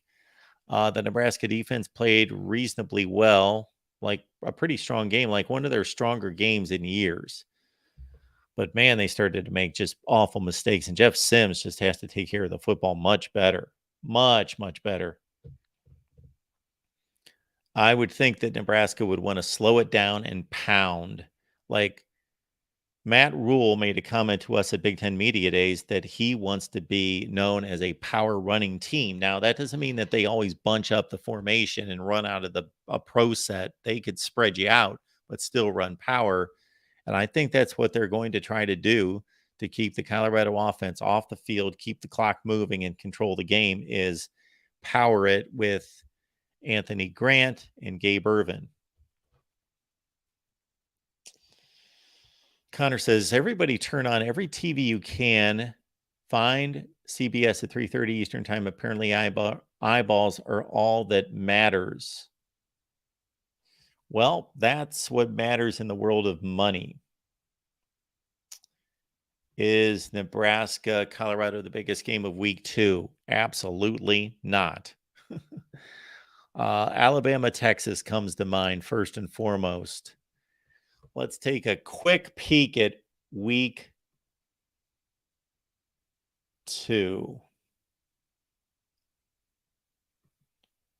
And on week 2, we've got,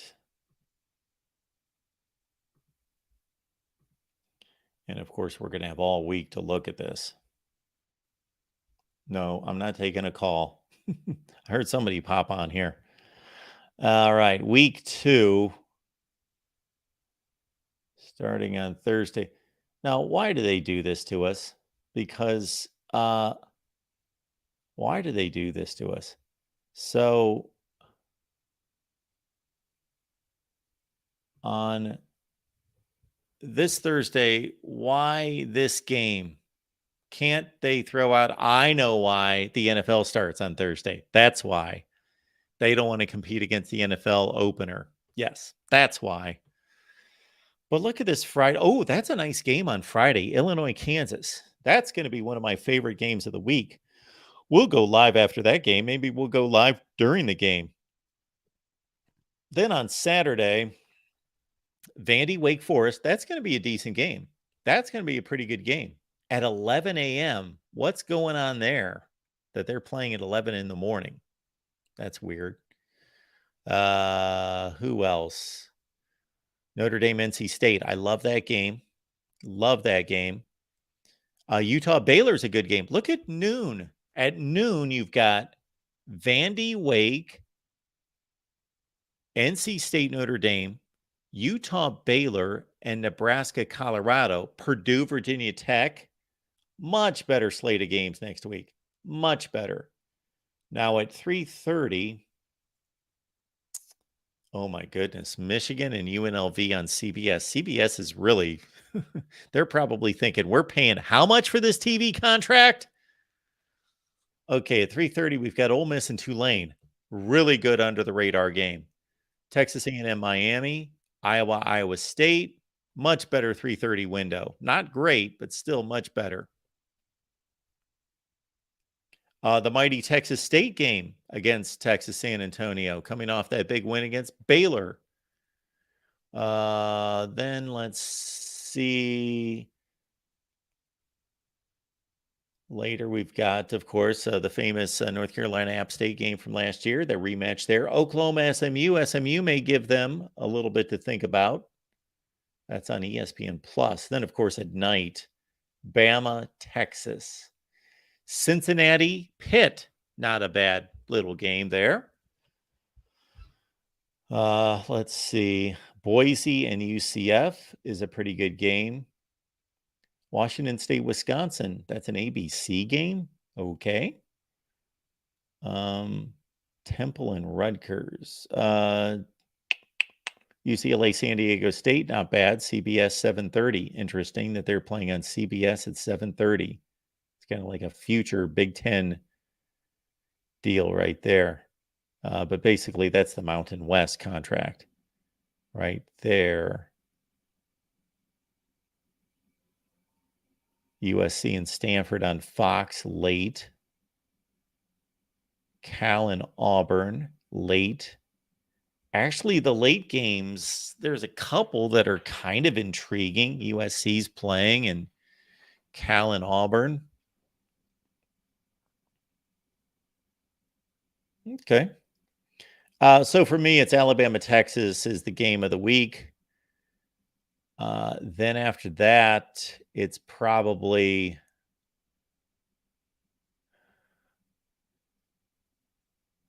Notre Dame, NC State, I think is probably going to be a more important game. Yeah, there are quite a few decent games. Like Texas, Alabama's the Titanic, the huge, just mega game. But there are a lot of good games next week. I like next week's schedule. When we got our buddy Lemansky chiming in. Anybody know who owns a Buffalo Wild Wings? Voice of College Football shows up at the sports bar or a smaller sports bar franchise. We can be more patriotic as a team than Disney. Yeah, I don't know how that would work, but I thought of that a long time ago. I thought, man, if I could get us into sports bars, but obviously they can't keep the channel up there all the time. And those people are lazy. They just, have ESPN on and it just rolls all the time. But there would be a way to do it.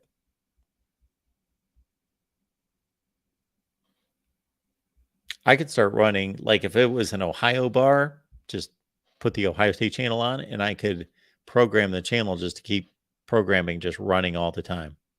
The Ohio State videos, live streams. Michigan, same thing. Iowa, same thing. All right, folks. Appreciate y'all being here. Connor, thanks for the reminder that I do not have to work on the top 25 tonight.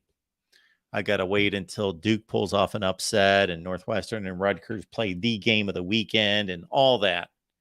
And San Jose State wins over, who were they playing? Oh, yeah, Oregon State. Yeah.